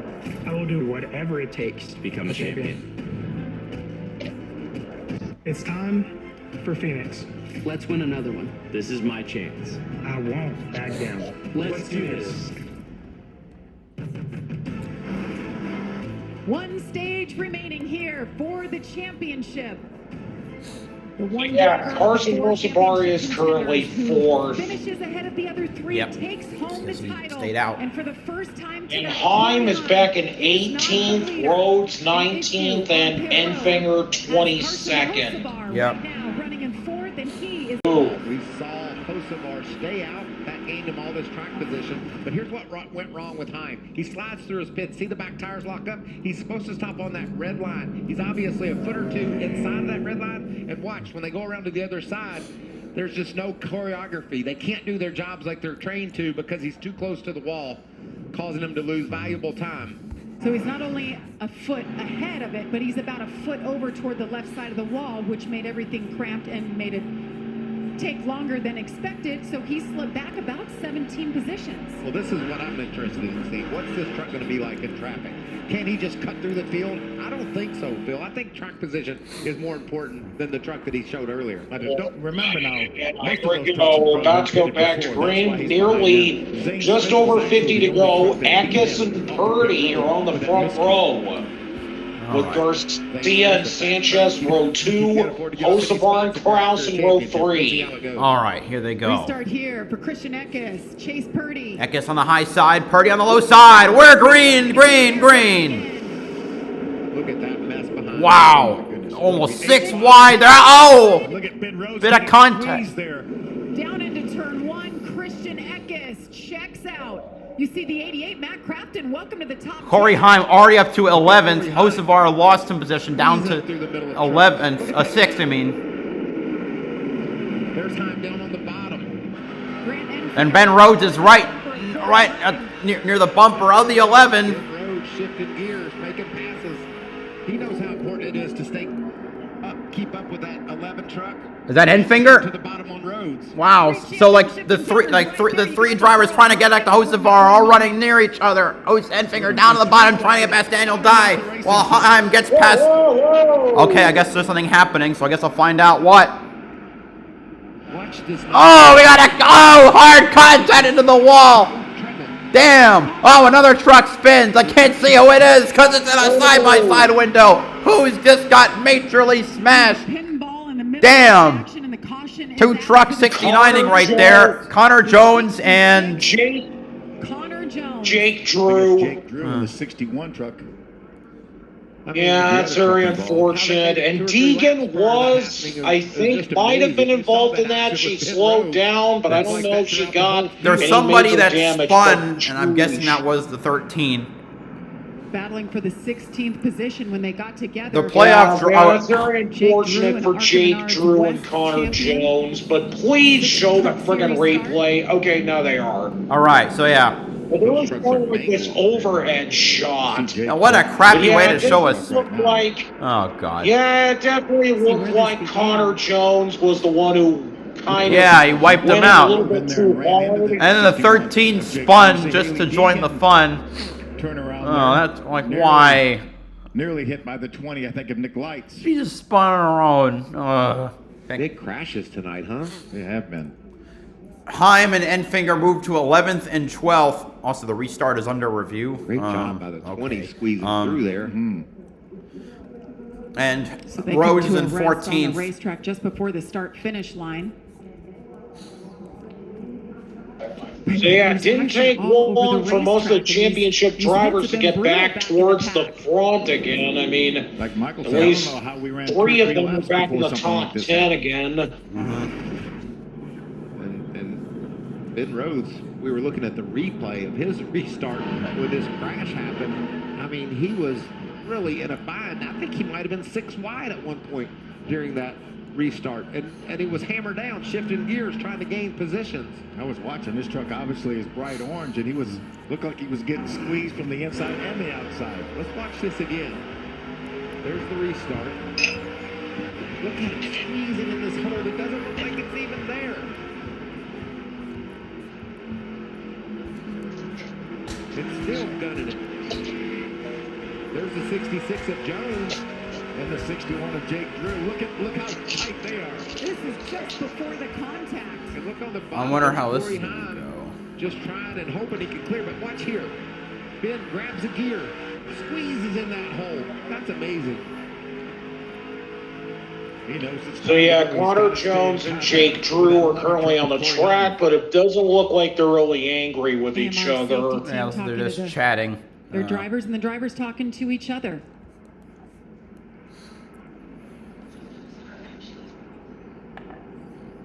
So 47 laps to go. We're being told those trucks are actually stuck together. So this could take a moment to separate what the happened? two. Are the trucks stuck together completely? Were able to get out. Yeah, apparently. Oh, Lord. So the AMR crew is trying to figure out how to separate the two trucks and remove them from the track. We'll be back from Phoenix. To tell me you want a new iPhone. This stupid commercial again. Thanks, This Fox. holiday, turn any iPhone in any condition into a new iPhone 15 Pro with titanium, Apple TV 4K, and 6 months of Apple One. All 3 on us. It's holiday every day with Verizon. From the beginning, we've dreamed of creating a better future. Now, we're setting out to be carbon neutral by 2050. And we're gonna keep dreaming, no matter where we go.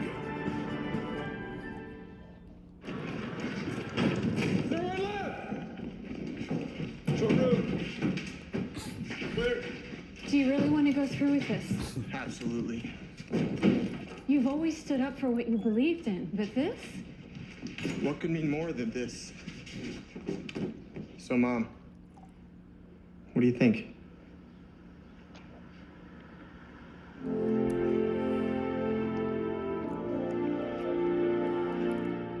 There's your biggie bag. All that food for $5, that's my go-to. Ooh, that's my ride or die. Just like you and me. Bag boys. Bag boys, what you gonna do? What you gonna do when we bring your food? You can always bet on Biggie and now earn free food when ordering on the Wendy's app.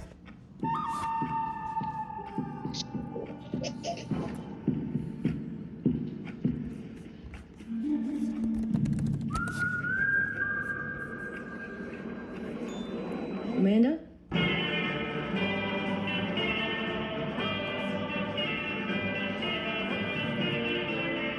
Hi, Amanda. Come in. Nice finally meet you. Thanks so much for inviting me in. Come take a seat.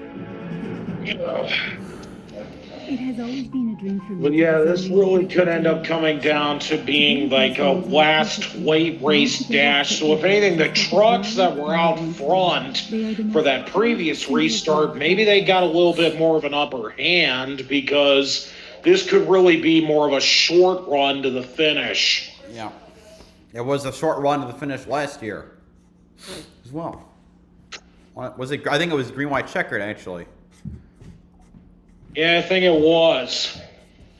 And Zane Smith was the one who came out on top. Mm-hmm. All right. Welcome back to coverage of the championship race for the Craftsman Truck Series out there in Phoenix. It's been exciting so far. Welcome into the Race Day studio as well.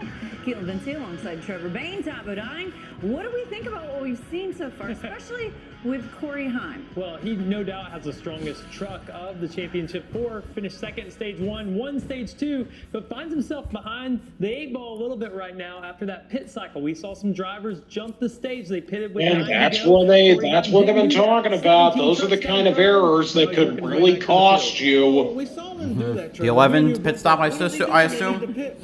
It depended on the restart and how good a restart he could have got, and he did. He did a great job. Went from 18th to 11th. That saved it. We'll have to see if Corey Heim can make his way back up to the front. This is getting very interesting, needless to say, as these teams battle it out to try and get a title in the Truck Series. So let's send it back to the voices in the booth once again. 4th, Heim 11th, Enfinger 12th, and Rhodes 14th. Leads the way in 4th right now. You see Corey Heim made up a little bit of ground. He's shown currently in the 11th spot. So boys, it's been fun. They're working their guts out. It's been crazy. That restart was worth the price of admission right there. I think we're getting ready to get another one here, too. And it's going to be just as crazy. We know how important it is to gain that track position when they're all stacked up. And Corey Heim, Ben Rhodes were the star of the show on that restart. Grant Enfinger also keeping pace. He's in the 12th position just behind Heim. 43 laps to go before we decide the champion. And there's Corey Heim with his work cut out for him. Trying to save a little. Yeah, the two McAnally-Hilgeman trucks are running 1-2 with Eckes and Garcia. And Rookie of the Year, Nick Sanchez, is running behind them in the third. The crews are shouting the construction, so is it official that Sanchez won Rookie of the Year? Oh, he's the only one who made the playoffs. He has to be. Yeah, I'm pretty sure of it. For the 6th time, here's another look at what happened. Well, there's a better view.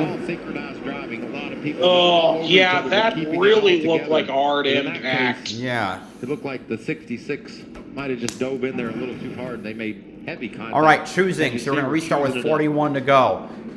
Eckes, Sanchez, Garcia, Hocevar, Friesen, Purdy, Tanner Gray, Crafton, Kraus, St. Smith, Enfinger, Heim, Dye, Rhodes, Thompson, Majeski. He's been so fun to watch. Yeah, and you know, if you look who's at the very bottom in turns 1 and 2, it's always that bright yellow truck. He's cutting it lower than anyone else. There you can see the veteran, 47-year-old Matt Crafton turned over a new leaf. He says he's nice, Matt, now. I love that. Let's get a couple quick thoughts before we go green once again. Here's Regan. Well, Jamie, keep an eye on this restart. The 42 of Carson Hocevar really did not want the bottom. You see him down there. That truck has not been firing off very good on the bottom. And he and the Corey Heim, both, the crew chiefs have been telling both drivers, make sure you keep the tires clean. A lot of rubber buildup under these yellows on the trucks. Amanda? Sharing that same language. It's been super fun listening to Jeff Hensley and Grant Enfinger tonight. He made up 13 spots on that restart and hollered at his team, I'm not giving up yet. They haven't raised this checkered flag just yet. And Jeff Hensley said, I haven't given up either, bud. He's already said, I won't back down. And I won't. It's that time of the night you're going to start singing, huh, Mikey? I'm ready. I'm ready. All right. Oh, boy. Here we go. They work their way through 3 and 4 yet again. Christian Eckes. A little bit of contact as they come to speed green again at Phoenix. Nick Sanchez. Haven't even talked about him tonight as they fan out 4, 5, 6 wide once again. Corey Heim's starting to get up a little bit closer. Yep. Hocevar didn't get another bit. Ooh, is that Enfinger right? Oh, wait. Ooh. Yeah, but he lost position. Enfinger has passed Corey Heim. To be aggressive on the and they lost positions, but Enfinger is now ahead of Corey Heim. Hocevar falls back to 5th place. See some more trucks trying to rip the bottom. Enfinger blocking the 11 on a lower line. Heim's now on the move. Yeah, I think it's because trying to get around Kraft. Ooh, Enfinger. Heim just went through the middle and got back around the 23 of Grant Enfinger. Heim's now in 10th, Hocevar back to 6th. So yep, that's where I've got 2. Pretty close margin between them. Enfinger sees the 11 through his windshield. Rhodes now back to 16th. Yep. Remember, Zane Smith came out right in front. Enfinger getting was trying to get past Tanner Gray. The battling is, hurting his chance to get up there. That's what you call going for it. He dove in there a little bit hard, didn't stick, but he was making a move, and look at him trying to get to the bottom. Let's watch Ben Rhodes. Still battling with Crafton. Corey Heim on the restart.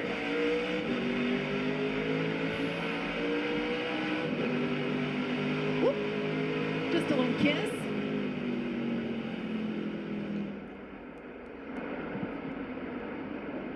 Oh, chain reaction wow. there. Look, Majeski was a little slow.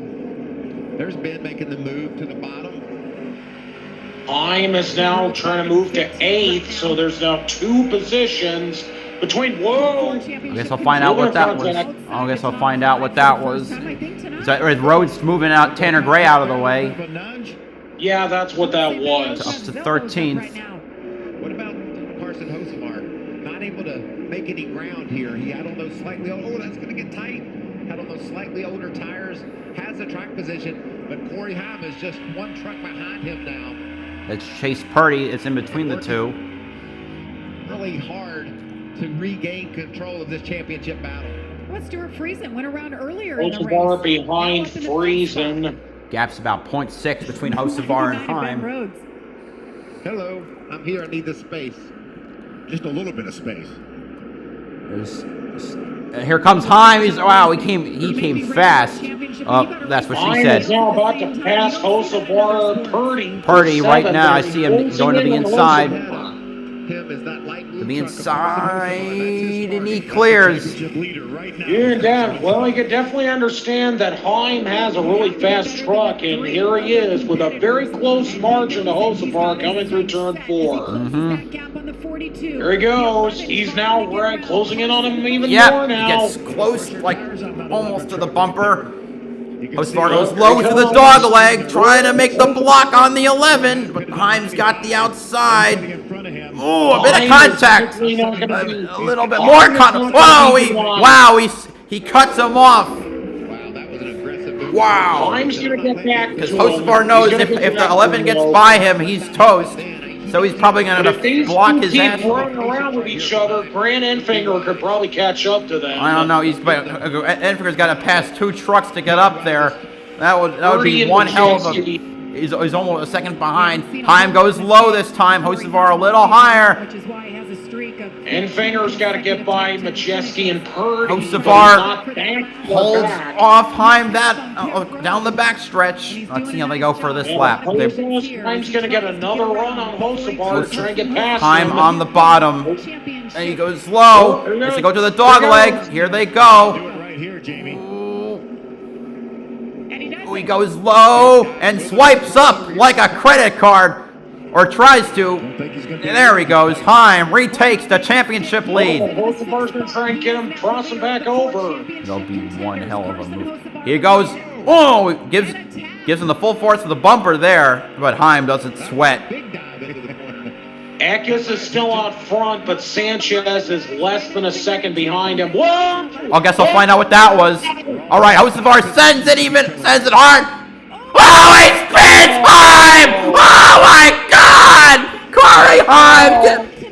Oh my God! Is Stuart Friesen. What the hell? Hocevar strikes. Oh, but Hocevar. Oh, he's pumping his fist. Oh, wait. Oh, no, he's angry with himself. He's angry with himself. He didn't want to do that. Like, you can see, like, pumping his fist, like, smacking his face. Like, he knows, like, he knows he didn't want to do that. But, oh, man. Yeah, he's feeling instant regret for that. Michael, you saw Corey Heim falling. But I'm saying he doesn't have any damage. He hit Friesen. Yeah, Heim has no. Heim doesn't have any damage. But the problem is he's gonna start at the back of the field, where, wow. So that's yeah. And I think you're right. I think he comes and gets 4 tires here. You see Corey Heim on the left side of your screen. Yeah, you see, like he's like. Do our other championship contenders come in and get 4 tires as well? This was just oh my God! You know, I had a feeling that's what was gonna happen. Like as soon as I heard you groan, but man, it's still like that sucks. Barely got him. Yeah, like he swims around the right rear, nails the 52, and sends Friesen into the wall. The big loser in that crash was Stuart Friesen. He didn't have anything to do with anything. Just got wiped out. Yeah, let's have Enfinger try and get his way to the front so we can really make Carson Hocevar realize what the mistake that he made. Now the the fact that he's actually feeling instant regret over that shows you that it's definitely not something he wanted to do. Yeah. Now, we have less than 30 to go. There might still be time for Heim, especially if he, going on newer tires, could march through the field. So it's still possible. Yeah, the guy who's really going to be most upset about this probably is going to have to be Stuart Friesen. Yeah, because once again, he's been caught up in a wreck that once again he had nothing to do with. Yep. Yeah, it's unfortunate for him. I guarantee you Corey didn't see this coming. No, sure did. Right there, just up the hill. Yeah. Can't get out of here tonight. Promise it up. Okay, but just take a deep breath. Reset. We can do this. And this is the championship now. It's going to be one hell of a run. The race. Come get those tires, Regan, and that's exactly what they're doing. Well, Michael, you heard how calm they were on the radio right there. That's how it has been the entire time. Let's see. So Heim has scored. I guess I'll find out where he scored. I don't know why they say he's 6, because he's clearly not. Otherwise, the truck has been very good, but impressive from Scott Zipadelli and the contact was on the right rear. There's a bit of fender damage. Focused right here. Need to make sure that fender's plenty clearance. We know how important that area of the truck is. They're running upwards of 150, 60 miles an hour, so aerodynamics do matter. You don't want that right rear caved in. Looks like the team did a nice job of pulling it out. Yeah, you don't want it bloused out too much either to act like a parachute. Cool, calm, and collected. Hocevar looks like we'll restart P2. Let's see, where does Heim? All right, I got some ads, but. Wow. Your daddy's white card. This race, this could. Cut the bulldozer and give me one of them wings. Get 8 of KFC's new hot and spicy wings. If Heim loses the title because of that, oh my God. Hocevar just gotta. He's gotta buy him a gift or something. Don't just imagine. My park came to life. Ooh, Tyler Reddick saying this dumbass will never learn. Oh my God. And change the world. Somebody already calling it out, saying that it's pretty hypocritical of Reddick. Why? What happened? I'm not really sure. Maybe it's just because of something he's done in the past. Everything? Let me guess. He's got lots of I think it may have been back in 2018 when he was driving for Junior Motorsports and he screwed over a run that Allgaier had, which prevented him from making it to the Final Four that year. So I think maybe that's what that's a reference to. That's a bit of a stretch.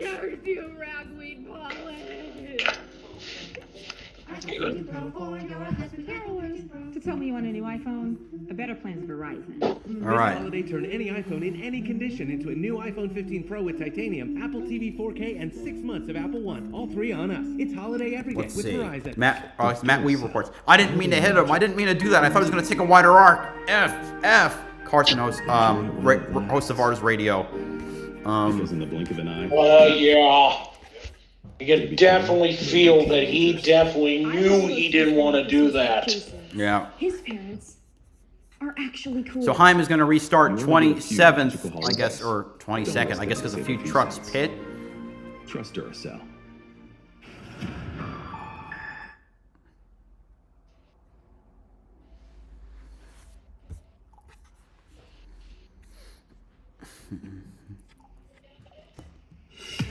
Getting down to business here in the Craftsman Truck Series. About 20. Brett Moffitt saying unbelievable.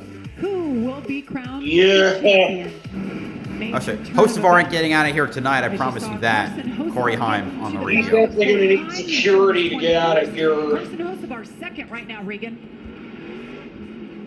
It's been a busy radio for Carson Hocevar. Take a listen to what the team had to tell him. I imagine there's no question that was on me, right? Yeah, I mean, He was holding you down like we were holding him down. Just got into his left rear. Need to shake it off here, bud. Refocus. Yeah. I think people are saying it's because, like, talking about Reddick is because of last week. Anyway, restarting with 25 to go. Hocevar on the front row with Nick Sanchez. Trying to keep their driver in the game. Colby Howard running a good third. As we're ready to go here, Nick Sanchez on the outside. I'm 21st, will be the lead truck according to this over now. Carson Hocevar on the bottom side of the racetrack. And green flag. Here we go. 25 to go.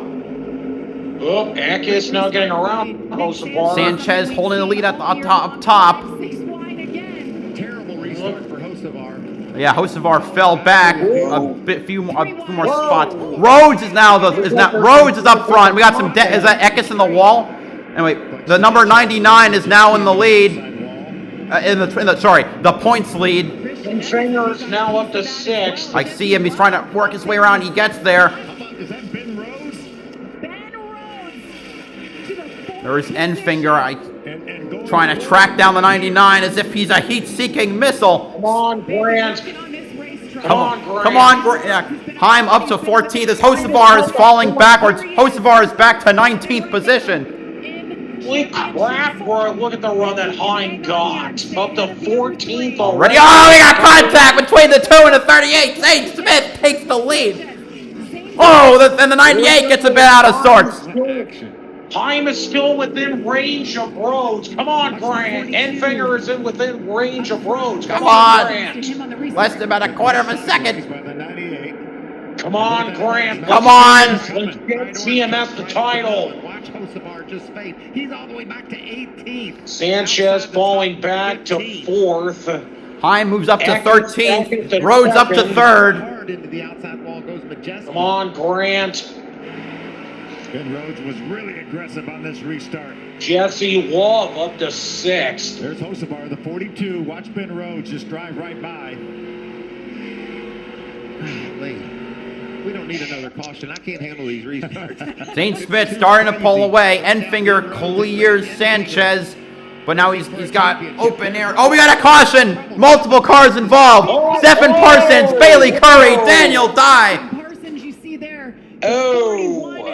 Daniel Dye in the Sheldon Creed 2020 champion throwback. So both GMS throwbacks have been wrecked. Rich Lucius wanted to see. Heim made up 10 spots on the last restart. If he makes up with the same amount, he will get right with the drivers. He was right, the other Champ 4 drivers. I didn't want that because it's Heim might not be out of this after all. Nope.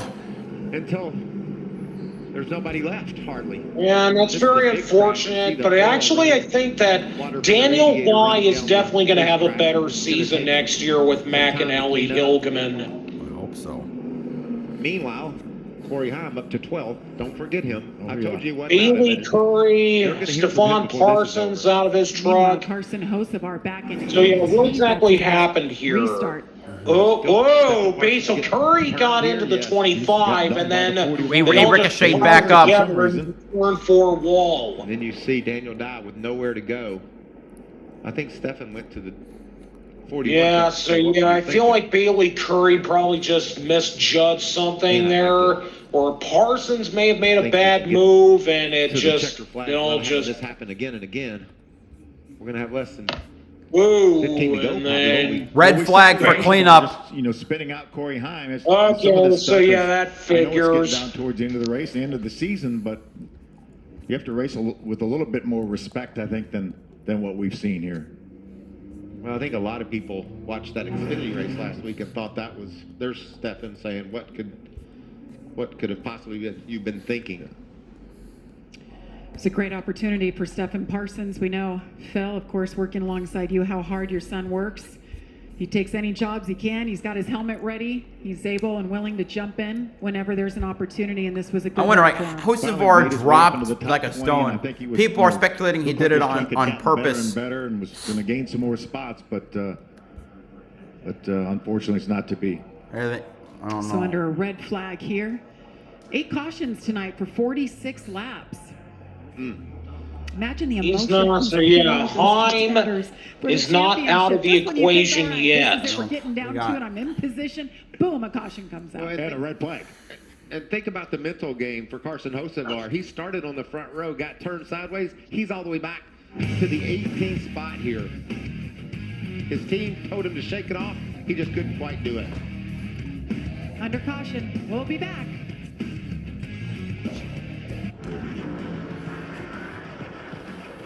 Craftsman is back. And to celebrate our return to the NASCAR Truck Series, Craftsman is offering special discounts to fans. Because teams can count on Craftsman tools to get the job done. And now you can too. When you take advantage of the Craftsman deal of the race, you'll save on the tools that'll help you power through your projects. And this deal, well, it's going fast. So scan the QR code now to get the current deal of the race. The deal of the race brought to you by Craftsman. How does Taco Bell not have a breakfast taco already? You have all the ingredients. Fluffy eggs, melty cheese, savory sausage. What's simpler than a taco? The all-new toasted breakfast taco. Simple and tasty. I did that. I made that happen.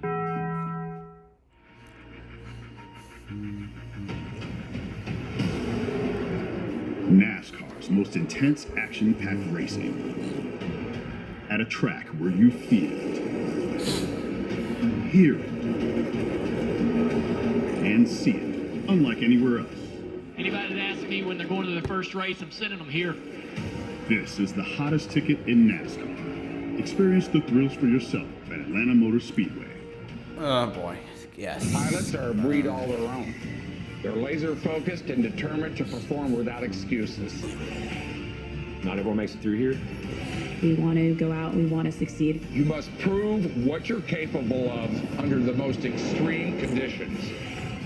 1 or 2 seconds sometimes would be the difference between life and death. Talk is cheap. Action. That's what matters. Premieres Monday, November 6th on Fox Nation. Military and veterans, sign up for your free year of Fox Nation now. I am tradition, passed down from the families that race to the ones that watch us every weekend. Welcome back to the Craftsman 150. It is championship race as we're embarking on Saturday morning on the East Coast, but if you're out west, it's prime time, baby. We still don't know who the champion will be, but I'll tell you what, Ben Rhodes, he has not given up. Sitting third right now, he's in contention to win this championship. So, you know, he's just sitting there, eyes wide open. Not doing anything right now, right? Let's try to talk to him. Hey, Ben Rhodes, the Fox booth. You got a copy? I got you guys. It sure has been fun watching you, Ben. I'm telling you, you've made some tremendous moves, and obviously, you and Rich have that truck in a great position right now. You've got 20 laps to go if we don't go overtime, and that certainly can happen. Hocevar is still on the radio asking his team about the Heim incident. Finish it off. He's I think he's having a he's having a playoff race that I've been a part of.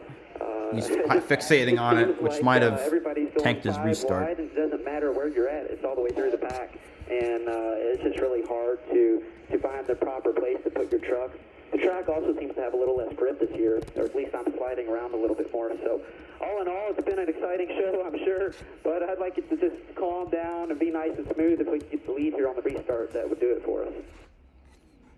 Well, buddy, you've done an awesome job, and we appreciate you taking the time to talk to us. Finish her off. Thanks, guys.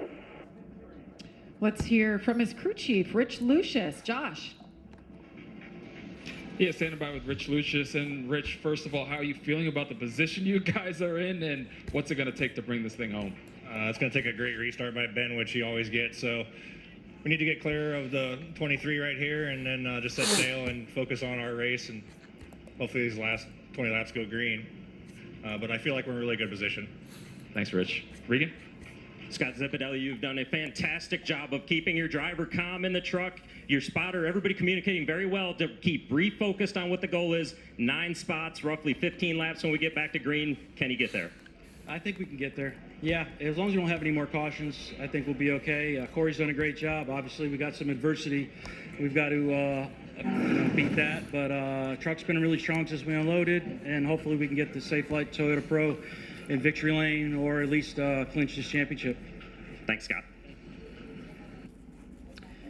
Thank you, gentlemen. You see what happened Really, Corey Heim, when he went around, got the contact from Carson Hocevar. really fortunate not to get any more damage to that truck than he did. You could see just running a normal line down the front straightaway to the inside to make the move on Stuart Friesen. Yeah, watch the 42. You see those black lines? He moves up outside of the line he was in to make that contact. Dramatically. And when it happened, I think he lost his focus and was really sorry that it happened and sad that it happened and wasn't able to get it together on that restart. I know he got pushed sideways, but he just kept falling back all the way to the 18th spot. We'll shake it all out. We still have 20 laps to go. Stay with us for the ending here in Championship Night. Introducing KFC's new hot and spicy wings. Get an 8-piece of spicy, marinated, hand-breaded wings for just $4.99. Hit it! Get 8 wings for just $4.99. This is the all-electric Polestar 2. Now with faster charging and an improved range of up to 320 miles. Enhanced performance with rear or all-wheel drive and luxury design as standard. The all-electric Polestar 2. Visit Polestar.com to test drive and order. Operation Wonder Park is a go! There's nothing more powerful than imagination. Honey, have you seen my cell phone? But don't just imagine. My park came to life? Ooh, a plot twist. Use STEM to build, create, She did it. and change the world. Who's with me? I'm more of a 2 feet on the ground kind of guy. Gonna hurt tomorrow. If she can STEM, so can you. Find out more at She Can STEM.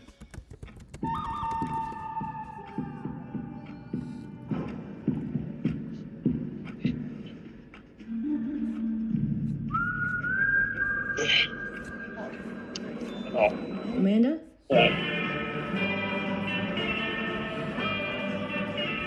Excuse my absence. I actually decided to take a quick shower during this red flag. Good idea. Thanks so much for inviting me in. Come take a seat. It's now Saturday. Down leads the Cowboys against Hurts and the Eagles. America's Game of the Week, Sunday at 4 Eastern on Fox. Welcome back to coverage of the Craftsman 150 Championship weekend out there in Phoenix, Arizona.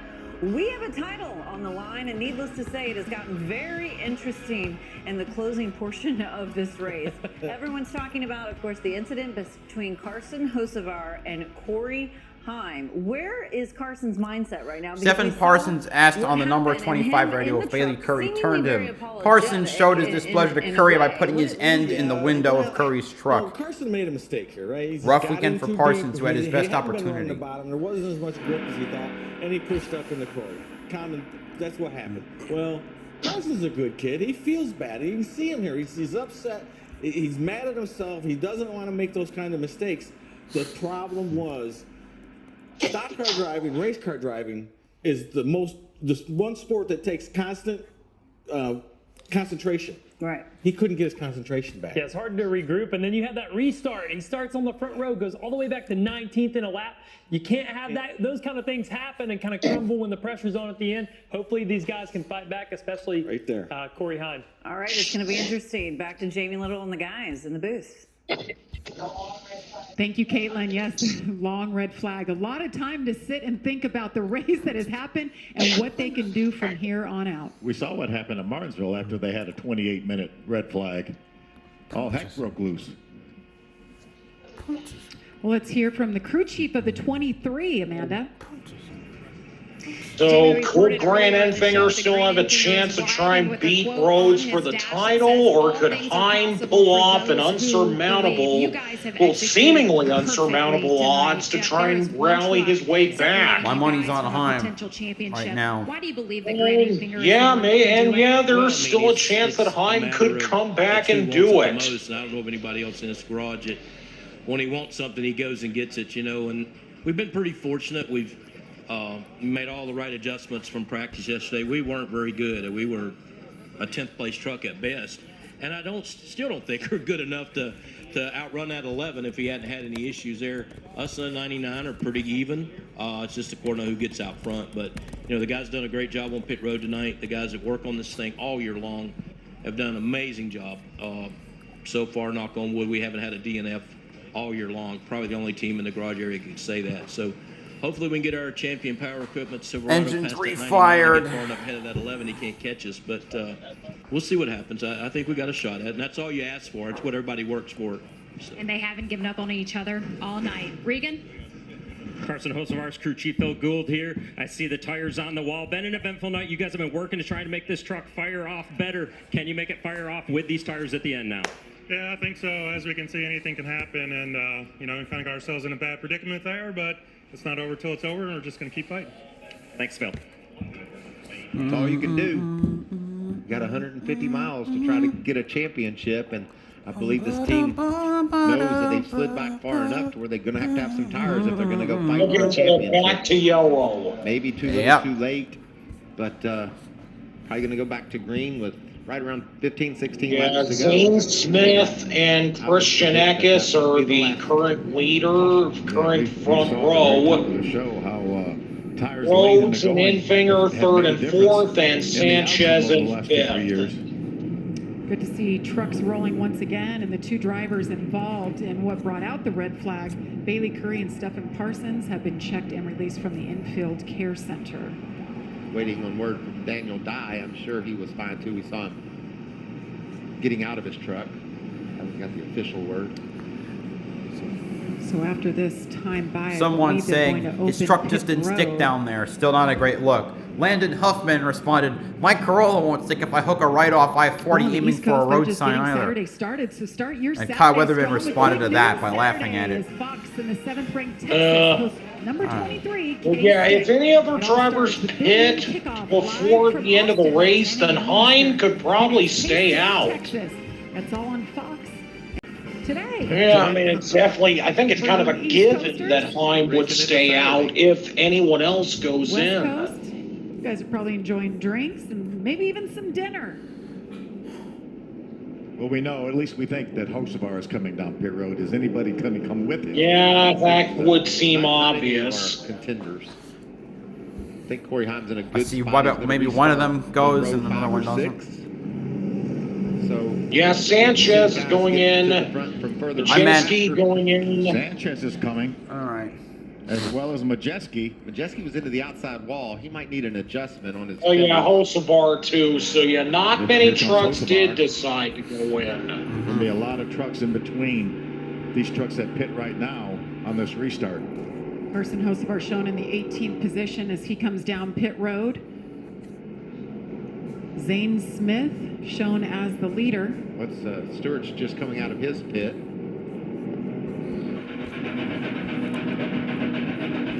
Regan, Carson Air Hocevar making his way damage on to the pit rear wall. end of Friesen's truck. And Jamie, you just heard it from crew chief Phil Gould. Really the only option these guys have at this point on those older tires. Lost the track position. Come down, get the 4 tires right now, and do everything they can to get back up through the pack as far as they can. And obviously a disappointing night for these guys. It's been a little bit of a struggle.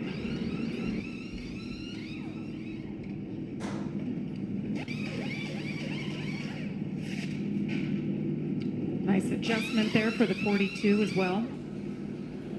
I think you saw Stuart Friesen showing his displeasure with the move that Carson made by slowing down as he went toward his pit, just to say, you know, I'm not cool with what you did. He was, of course, an innocent bystander. When Heim went around, he got into Stuart Friesen, who was running in the top 5. Here's our battle for the championship right here. Potentially the 99 of Ben Rose, the 23 of Grant Infinger. And they're going to have company. They know the 11 is Heim moves up 2 positions to 10th. If Corey Heim can get a clean restart, if we can keep our Here we championship go. contenders 17 laps remaining. race for it, I still feel like this is the guy you're going to have to beat. They're probably going to be close to the 10 to go mark when they actually do go back green. Racing in front of Carson Hocevar. But yeah, Heim should be very close to the top 10 when they actually do restart. He is in the top 10. Right now. Oh, yeah. Oh, okay, so he is. Just unpredictable, just like we expected. I told you at the start of the show, I love Championship Friday night. It has a little bit of everything, and we've seen that.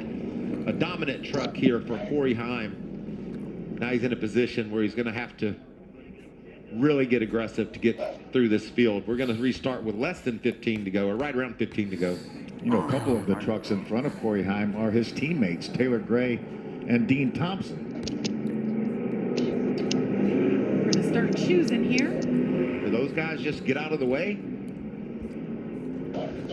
If I'm Corey Heim, I would like to think so. Certainly not going to battle him very hard for sure. Let's see what they decide to do.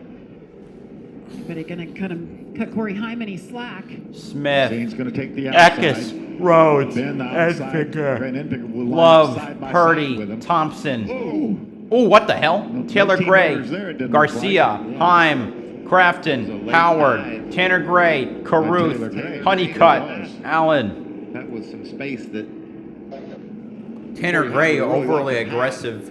Put that truck on the outside. Right there, almost hitting the 11. Ninth, it looks like. See that one again. Whoa! Late decision right there. I'm glad Corey was paying attention. Yeah, like even Corey's like, what the hell is that? What are you doing?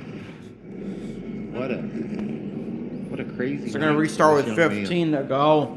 Remember at the top of the show, we showed Sheldon Creed winning Okay, this race. so this is really going to be close down the wire. Let's see what Enfinger can do on this restart to get to the front, and we'll see how much ground Heim can make up as well. It's been fun to watch. I got bad news. This might not be the last restart. I'm going to go with Egan now in 19th. Keep an eye on that road too. That's our Christian chance. Rose in 20th. Guess we'll find out in probably about 10 minutes or less how this race is gonna go. All right. I don't care. Just don't hold us up. Championship night. Through the restart zone. Oh, now they go. Restart zone. We're green at Phoenix. Again. Come on, Grant. Oh, Grant's get the edge. Here he goes. He's clear of Ben Rhodes. And Enfinger for the first time tonight leads the Champ 4. But is that Heim getting a good run on the bottom though? Loses a spot to Jesse Love. Heim got a decent run and oh, contact from the 4 to the 4 from the 1. Here comes the 11. Ooh, we got a little loose there from the 11. But he can see the 99 and the 23 ahead. Heim up to 7th. Trying to chase down Grant Enfinger. Rhodes is now trying to get a run on Enfinger, trying to get past him. Come on, Enfinger, hold it down. These two can't seem to shake each other. Keeping their eyes on Heim is now in 7th. He's not that far away. A second behind. And he's trying to make the run on Jesse Love. He could really make up the deficit in no time at all. 13 to go. Enfinger still trying to hold off Rhodes. Come on, Grant. That battling could let the 11 get closer. Chase Purdy getting closer to the fun. If I can, because you never know if another caution comes out yet. Or restarts. He's having a little trouble getting away from the drivers he passed. All right, 12 to go with Zane Smith up front by a second over Christian Eckes. Chase Purdy is now actually seeing if he can try to get by Rhodes for 4th. Another degree of separation. Yeah, honestly, I personally don't mind that. Make it a little harder for Rhodes and easier for Enfinger. The last few laps, it looks like Enfinger has been faster than Heim, despite the fact that Heim actually has some clean air right now. Enfinger fastest of the 4, I think. Enfinger still holding Enfinger, but Heim has some right rear, has some fender damage from the contact with Friesen after they crashed, to the point where Jesse Love, his teammate, is challenging him for P6. Yeah, that's just P6. Oh, great. Wow. So the 11 truck might have sustained the damage as minor as it might be. That could be just a small bit that could prevent him from winning. He's now 2 seconds plus behind Ben Rhodes. 10 to go with the 23 and the 99, still duking it out. Separated by 3 car lengths. All right, this time by 9 to go. Alrighty, 9 miles left at Phoenix. Come on, Grant. Come on. Keep it going. Oh my God. I didn't expect 9 clean, perfect laps. Come on. the last lap. The faster man was Enfinger by 200ths. There's the guy in control of the race, Zane Smith. Come on, Grant. Let's do it. 23 for 23. Heim now 2.5 seconds plus behind Ben Rhodes. Hocevar's made it up to 12th after restarting in 24th on newer tires. Rhodes swipes down, trying to find something, anything he can do to catch up to his former teammate. 8 to go. Chase Purdy over a second behind Rhodes. And 2 seconds ahead of Corey Heim. But when he got clean track, he couldn't go. 6 to go. No, 6? I got 7. Yeah, it is 7 to go. Sorry, my All right. mistake. Gap about half a second between the top 2 and the champ 4. This entire operation. All right, last lap. Some people know where they're going, some don't. Come on, let's keep it going, Grant. Keep it going. This is so tight. 2 drivers, one looking for his second title, the other looking for his first, and a great closer, a great finale for his team. We have 6 to go now. That's just 6 miles. The gap still remaining about half a second as these two trying to log off some of the best laps of their career. Zane Smith has really put some more distance between him and Christian Eckes at over 2 seconds. And it would be the And first Jesse time Long since gets 2020. last line. And it would be the first time since 2021 that a non-playoff driver won the finale, as we now have 5 laps to go. The gap now 0.6 of a second. What a sweet offseason it would be. And Grant Enfinger, man. Top 10 and 10th. Yes, he has. So all the champ 4 in the top 10. No, but Heim is now back up to 6. Sanchez passed Love for 7. Yes, but now he's 4.5 seconds. He's over. No, Sanchez just got him back, and he's 5 seconds behind champ leader Enfinger. As we now have 4 to go. 4 to go. Here we go. Come on, Grant. Come Just on, keep it going. Enfinger, you got this. The 38-year-old. Well, I'll get to that later. It is now like 0.7 of a second between him and Rhodes. The gap is expanding. We know who's the fastest driver. We could be en route to a storybook finish. What a story this will be for. Oh man, if only Netflix was filming this. Oh, we got a huge pile-up! Oh! And Hocevar is involved. Dang it! We're going to overtime. Dang it, Fortune. I was looking on the scoring monitor that Corey Heim was backing up to Carson Hocevar. I have to believe that that's related. Wow. I believe he just said that's fair. Did Heim get into him? Because I noticed at the time of the wreck, Hocevar was in 9th with Heim in 8th.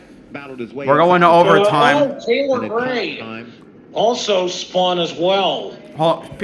Hocevar said that was fair, which makes me think that Heim got into him. And if that happened, if he did it on purpose, that would be grounds for parking. Obviously he wrecked. Obviously Heim would be pissed, but I don't know. That would be a race to the championship. See the damage on the left side. Hold on, let's see. Heim has damage. Heim has damage on his left side. Heim has right front damage and damage on his left side. He definitely got it. Let's see this. Heim slowed. It looks like he's slow. And he got into him on purpose. He slurred and he caused he caused his teammate to wreck in the process. That's what we call payback. I mean, is that fair? He doesn't want to wait till next year. He wants to make sure.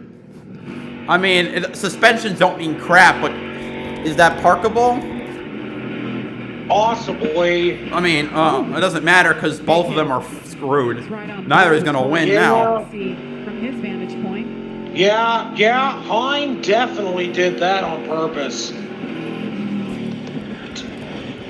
Definitely did that. Well, Man. Paybacks in racing.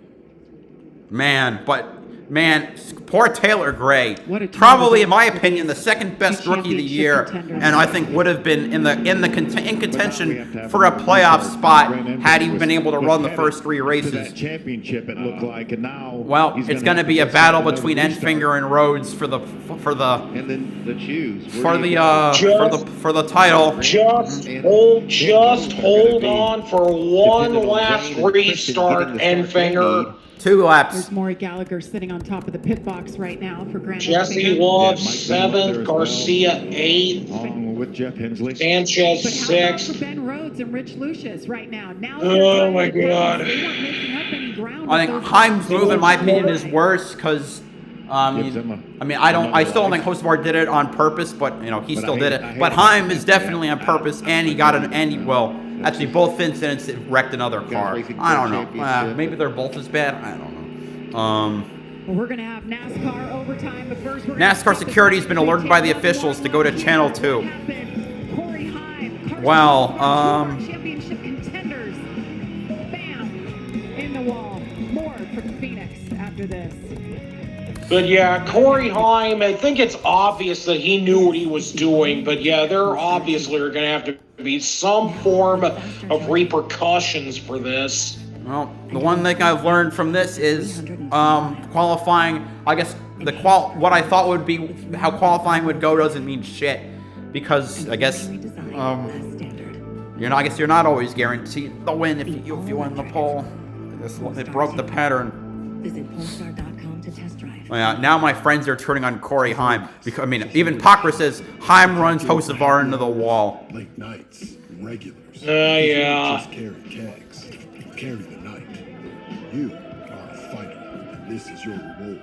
Modelo, the mark of a fighter. This is our champ for one accidentally wrecking another one and the one purposely wrecking him. At least Hocevar is he knows he deserved it, so he accepts it. Heim, I'm kind of disappointed in, but still for doing it. That is I understand why, but it's an embarrassment. Yeah, it is. And Busher right now saying what a pitiful lack of sportsmanship. Oh yeah. People have loved to talk about how little respect there is in, Cup Series. Cup Series is probably it's had some of the cleanest racing this year, besides Elliott wrecking Hamlin on purpose. Really into DIY. Josh Berry saying, "What a disaster!" Automatic shades. Oh my God. Stair slide. At least we could bundle our home and car insurance with Geico. True. Super slippery. Woo. Is that a chinchilla? Yes. Wait till you see this. A Murphy tub. Finding a perfect home is hard. Thankfully, Oh my Geico God. makes it easy to buy. I get Heim for being mad, but he really just made things a lot worse than they needed to be. Yeah. Kind of unlike him to do that. I guess the circumstances were just too frustrating this time around. Yeah. Oh yeah, this is definitely going to be pretty costly for him. And we welcome you back to the Well, I guess Craftsman Heim definitely 150 belongs in championship trucks, race considering 9. that move. We can taste it. Oh, so close. Maybe that's a little harsh, see but there, that was a bitch move. overtime. And Ben Rhodes right now sitting fifth, but And honestly, you give Jesse Love crap for what he did, but honestly, I don't really think he did something like that, so that's very...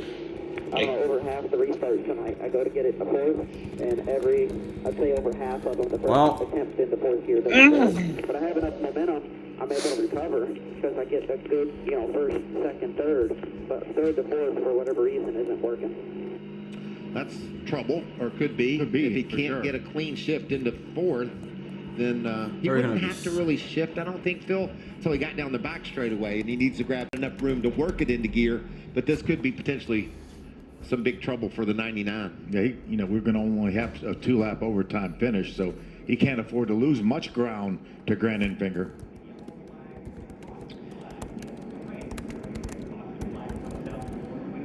I have to believe that Zane will take the outside again. I would think Christian would take the front row. And that's like I said, those two need that front row to get a great start so that they're at least even. one of those front row starters has a shifting issue or has a tire spin, all right. that'll directly affect They're them. hauling Hocevar's totaled Chevy Silverado off the track. Let's see. So Hocevar, he will finish P4 in the championship. Heim will finish P3. Meanwhile, Zane Smith continues to lead here. He's led 26 laps. Zane Smith looking to end his Truck Series career with a double-digit win total. It would be his 10th win. Eckes would be going for win number 5. Enfinger would be going for a win. Number 38, let's assume that the top 4 are still in contention. Enfinger would be going for number 11. Rhodes number, I think, it has to be for those 8. not to be in our championship. Gear issue, so yeah, that could be a problem. Come on, please let it. Also, that restart violation. Can't shift. Says he can't shift from 3rd to 4th. That could, I mean, that's big on a restart. Tied for 4th and lost on a tiebreaker to a better. So yeah, Enfinger is 3rd.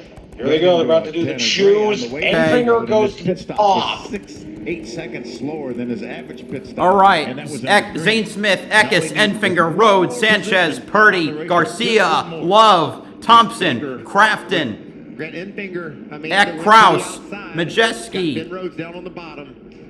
Come on, Rose, Grant. Wood, Let's Ankrum, Deegan. We were talking about the payback. Yeah, Deegan, Deegan's now in the top 15. Attrition playing a big part.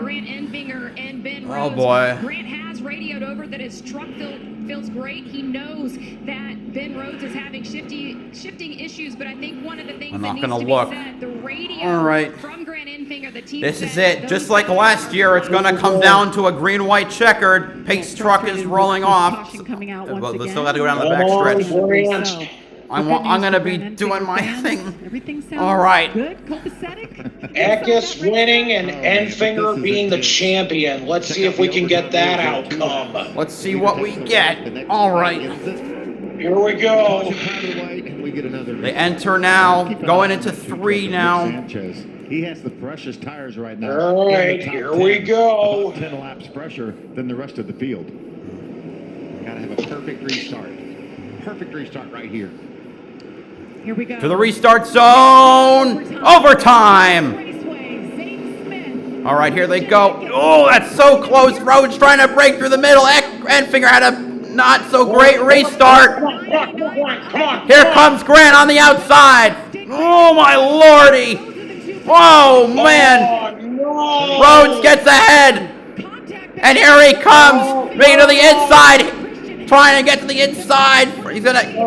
Enfinger falling back. He's down. Oh, he's in. Oh, we got a wreck. We got a caution. They did not take the white flag. Derek Kraus is wrecked. Oh, Ben Rhodes could see that white flag, and they pulled it back and threw the yellow. Derek Kraus around in turns 3 and 4.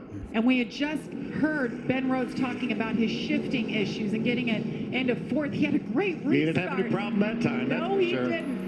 Enfinger now probably furious. Enfinger would be furious at Heim because he caused the wreck. To the 9th position, you see the left front corner. Oh, yeah, left front fender damage on the 23. Oh my lord. The number letters rubbed off that right front, so he scrubbed against another truck or the wall there. We got to cop out, Jeff. Yep. We got nothing to lose now. You heard him coming to pit road. Going to pit. Oh my God. Green white checker. It's worked before. It has. It worked for Sheldon Creed. And we're gonna have 20. I mean, Rhodes is on pretty old tires, I think. All order to think that he could get it done, but you'd have to pass. I think 20. You'd have to pass over 20 cars. Clip off 5 or 6 trucks on each restart and have a couple 3 of those.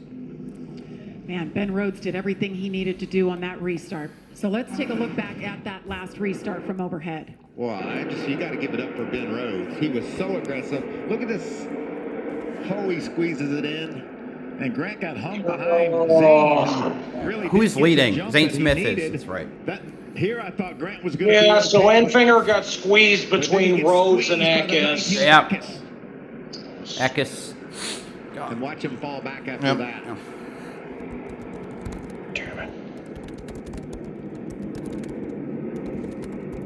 watch what brings out the yellow. Derek Kraus, bam. Jesse Love goes up, and they just chain reaction. I think Jesse Love body slammed Grant Enfinger. That's where the damage on the left side came on Grant's truck. So much contact. Watch Jesse Love, that one truck. He got loose. Got loose into Grant. And Derek Kraus paid the price. I feel So your wait, pain. what? So oh my God. It's just an emotional roller coaster. It is, because you know what it means to these guys. Grant Enfinger could taste the championship. And Here it's he comes, gone. takes Like, that left-hand like turn. He's coming down. Rhodes is pit going to be road. the only Champ 4 member in the top 20. Two restarts ago, we were getting ready to crown him a champion. Pop some champagne, Unbelievable, right? man. That's right. Amanda. This team has been absolutely flawless all night, and this is what it comes to right now. You heard Jeff Hensley say we have nothing to lose, and the crew guys jumped into action. Grant Enfinger coming in for Unless, I mean, the only way this could be salvaged, in my opinion, is if Enfinger just pulls off the impossible with a monster, So we'll have another NASCAR monster overtime, last our 2 second laps, attempt or here. multiple, and he gets to up front. The ball is in Ben Rhodes. Or if Rhodes gets spun on the next restart. Unfortunately, though, if it turns out that way and Grant's not able to make a miraculous recovery, then he's going to feel like he got cheated out. Rhodes would be this, 5th in championship. non-playoff points entering this race. Well, they just hard racing. The restart was as crazy as we expected. Ben Rhodes very aggressive up the middle, and then they just ran out of room off turn 2, and unfortunately, Grant got the short end of the stick. Ben's I gotta update. I should update the viewership stats for this. in I a haven't great updated spot in a while. here. Just needs They hit the sub 2 goal, laps without crashing. and yeah, Ben Rhodes, Josh. we crushed the view goal. Well, Ben Rhodes is aware of the situation with the other 4 Championship 4 drivers. Rich Lucius came over the radio and told them, hey, be aware of the situation. We don't have to win the race. Just make sure you get through the All right, gears on Enfinger this next is in restart. Ben was 22nd. excited after getting through 4th gear last time, but they got to do it once again. No doubt. One more time. How about that? The 2023 Playoff Championship 4. 2nd, 22nd, 24th, and Hocevar out. Yeah, last year, 3 of our championship 4 all led the race in the last 5 laps of the race. Yeah, they were all running How like about 1, Ben 2, Rhodes? 3, Okay, we 4 mentioned until it Majeski earlier. crashed. If he wins, the press conference that we watched after his championship performance 2 years ago, it'll go down in the history books. Here it is. We are now joined by our 2021 Just showing the NASCAR fucking Camping World press Truck conference. Series champion. Let me say something here. Libations are good. Championship's awesome. This is going to be the weirdest press conference ever. How do you view your career now at this point? There's a lot of bubbles in this. We're like a match made in heaven, and I love it. Brad Perez saying Grant Enfinger deserves better. My wife looks really embarrassed. Yeah. Are you embarrassed? Yeah, he does. Yeah. This is the best conference ever. That's right. Bye, guys. Made a lot of new friends tonight. I consider you my close group now. So we have to explain. They're on the championship stage. There's pictures. It just takes a long time. Meanwhile, everybody and their friend is bringing a beer All to right, him. Zane So by Smith, the time he Rhodes, gets to the media Eckes, center, Purdy, he's Garcia, on the Majeski, Love. But the funniest What? part was when he looks over and realizes somebody took his Tom beer and Thompson, replaced it Crafton, with Tanner Gray, Sanchez, Honeycutt, Ingram, Rose, Deegan, your top He's a Kentucky 16. guy like you. We got to get rid of the beer. Maybe we get a little bourbon in there if he celebrates All tonight. right, What do you think? let's get this over with. I'm kind of done with this race Hey, he's at got this another point. thing to Yeah, celebrate. yeah, Told us I this can week understand that that. He and his wife Caitlin expecting baby number 2. Where'd all the yellow I guys should go? hope the Xfinity Series race doesn't go to shit like the this. entire race, and now we're only left with 1. See what Time is Grant Enfinger, 24th, how hard he 1 can lap scramble. down. Ben Rhodes just looking for 2 laps. That's a lap. Yeah, let's see if Rhodes gets wrecked out on this restart. Only if he has a gear failure, maybe it will. Maybe he will. Yeah, well, they'll just have to see. All right, he leads the inside lane as they head towards the line for our second overtime. We do it all again. Another NASCAR overtime. Just a reminder, we've had 10 cautions for 64 laps. You didn't have to remind me. Here we go again. Zane Smith on the outside. To the restart zone they go. We're green again. Well, I guess something happened. Wow! They wrecked Zane Smith! We got a pile up! Are you kidding me? Why? And Rhodes has damage. So wow! Why? Unbelievable! This and Finger's not out of it yet! We're gonna do Poor Zane Smith, man, looking to end his Truck Series career on a high, and he, after losing, not getting the top 4, he gets spun out. 99 has front right damage. I think it's front right damage. And Finger's now up to 18th. Jack Wood is done. Yeah, Jack Wood in the Barstool Sports truck. It's kind of weird because the last time we saw Barstool Sports on any racing vehicle in any capacity was with Clint Boyer in 2020. Oh, this is front two trucks. Rhodes shaking his head, I think. Typical Jack Wood to get caught up. Typical of Jack Wood to get caught up in a crash. I can't and believe then Katie Honeycutt is now 10th. I can't believe what we're watching. My God, slight that's tire rub, but we don't see slight tire rub. My God, so I think he had a gear problem. Like he said. Well, yeah, but yeah, there was a little bit of contact between he and Zane Smith going into turn 3. Did they take the green? Is the question. I should also mention, look, the new front row for the next restart: Christian Eckes and Chase Purdy. Wow. There's the jump. And right here, he pulls down in front of.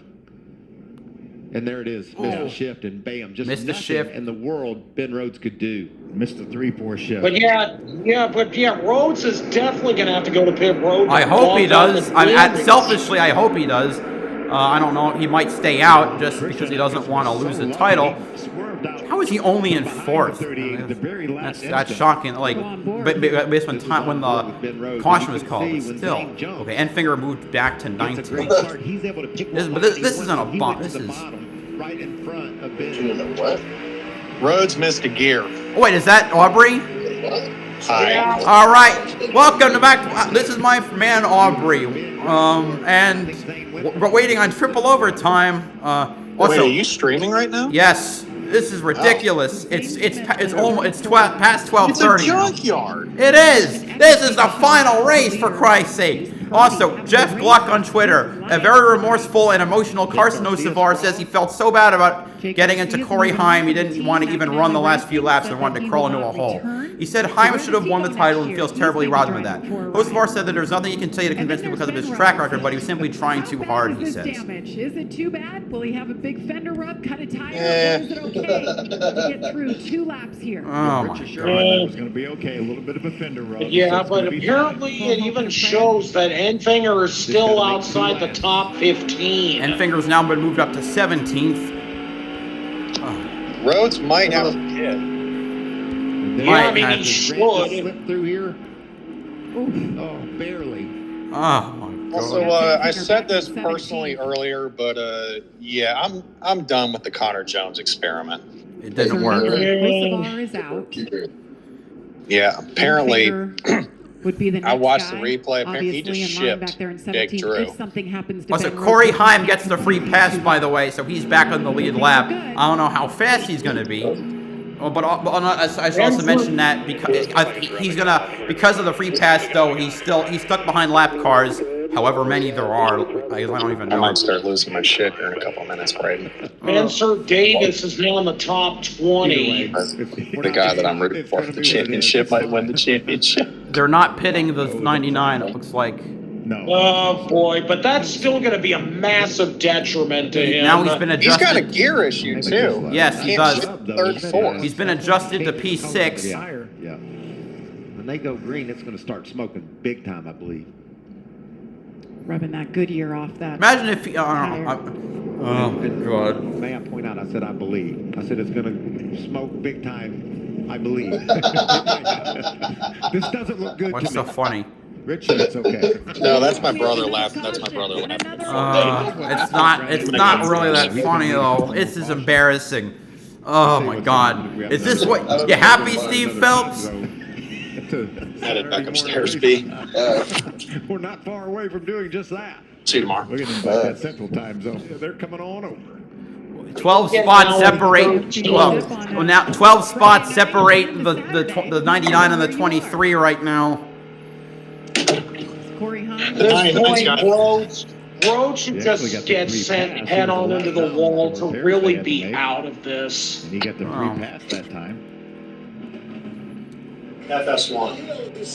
Oh my God. What time is it? 12, almost 12:40. We've been here for over 2 hours. 12:40 East Coast. Eastern, followed by a big noon Saturday matchup between Texas and K-State. And it's Penn State taking on Maryland. It's all It's 12:40 out here on the East Coast. Like Corey Heim would have locked this up several races ago, or a couple races ago. Started as big noon Saturday tomorrow. Under the full season format? Yes. No, he would have locked it up at Homestead with a 100. Wait. Time is showing 15. Over. What? Yep. What? Oh, wait. They just put him on the grid. Never mind. What? Yeah. I mean, he got the free pass, but he's definitely not ahead. You got all excited. Yeah. Because he's behind lap that cars. 99's pretty beat up. We're going to choose her Huh? up, though, and see how Ben's What'd you say? right Oh. tire. The 99? That right front on the 99 is pretty beat up. Mikey thinks there's going to be a lot of tires, a lot of smoke as soon as they go green. Hello, Dean Let's slide Grant Enfinger into the equation. Yeah, Dean Thompson in 7th, Jake Garcia in 3rd. Oh my God! So not only are you gonna have, I mean, you got one car Rhodes that chooses the outside. might. All right, Eckes, Purdy, Garcia, Majeski, Rhodes, Love, Thompson, Crafton, Honeycutt, Sanchez, Ankrum, Tanner Gray, Caruth, Deegan, Allen, Howard. Please, for the love of God, just end this race. Hi, Celestial Meister. The whole gang's coming in to join right at the end. This race has gone as overstayed its welcome. We're on our triple overtime attempt. And if Rhodes ends up getting wrecked in this next restart, I would not be surprised. Also, you guys, I'm slightly behind by a couple seconds. I will say this also. That damage from Rose is just begging for a tire rub. It's just begging for it. It absolutely is. All right, let's see. Anything that gets All right, him taken I'm out slightly will be behind, so I hope I get precedence for my commentary. That's all I'm Pace gonna truck's say. off. Yeah, All pace I'm gonna truck's off say of is- my end, so. All I'm saying is this race should have ended about 20 minutes ago, but no, Corum says, no, let's do it more endless bullshit. All right, here we go. Go, boys. Please, Let's see for if the they love get of it God, this just time. end They're this. coming through 3 to And back to green. the restart zone we go. They're green. Oh, there's contact already, and Purdy get a slight lead. Restart practice. Oh, there goes Majeski. Wow, yeah, there goes the 98. Are you? Ed Crafton goes around. Why? 4th overtime. Are you? What a joke. People, What a joke. There we go. Green flag in the air. Green flag. Unbelievable. Come on. All right. Where is he now? Carrying 4 wide here. Oh my God. Get Fox shot in Oh, there's more. Is that? Oh, Zane. Wait, Zane Smith, Hingarani as well. Enfinger now up to 14th. Hayden Honeycutt is now up to 8. And Chase Purdy is the race leader. It's not the. Are you freaking kidding me? It's not really that funny. Are we really doing this again? Yep. 4th overtime. First time this has happened since Knoxville 2021. I think if I'm Ben Rhodes, I feel a lot better right now because I know I can go. And there wasn't a lot of smoke off the right front of that truck. He's got something to race him with. You can see his good restart there. Thanks. Is that thanks, Jesse Love? Trying to make his move around Thanks, the inside. Pinkman. And Colby Howard looks like he has some damage too. Corey Heim now up to 19th. And Jesse Love did it. The most hilarious outcome would be if somehow Heim got past Enfinger and Rhodes has a problem and Heim wins the race anyway. Squeeze in, I think. I'm going to say this right now. Congratulations, Trucksters. You guys still can't make it to the white flag. It's been a long time since I last said that. This race is a fucking joke. Grant comes to being involved in this.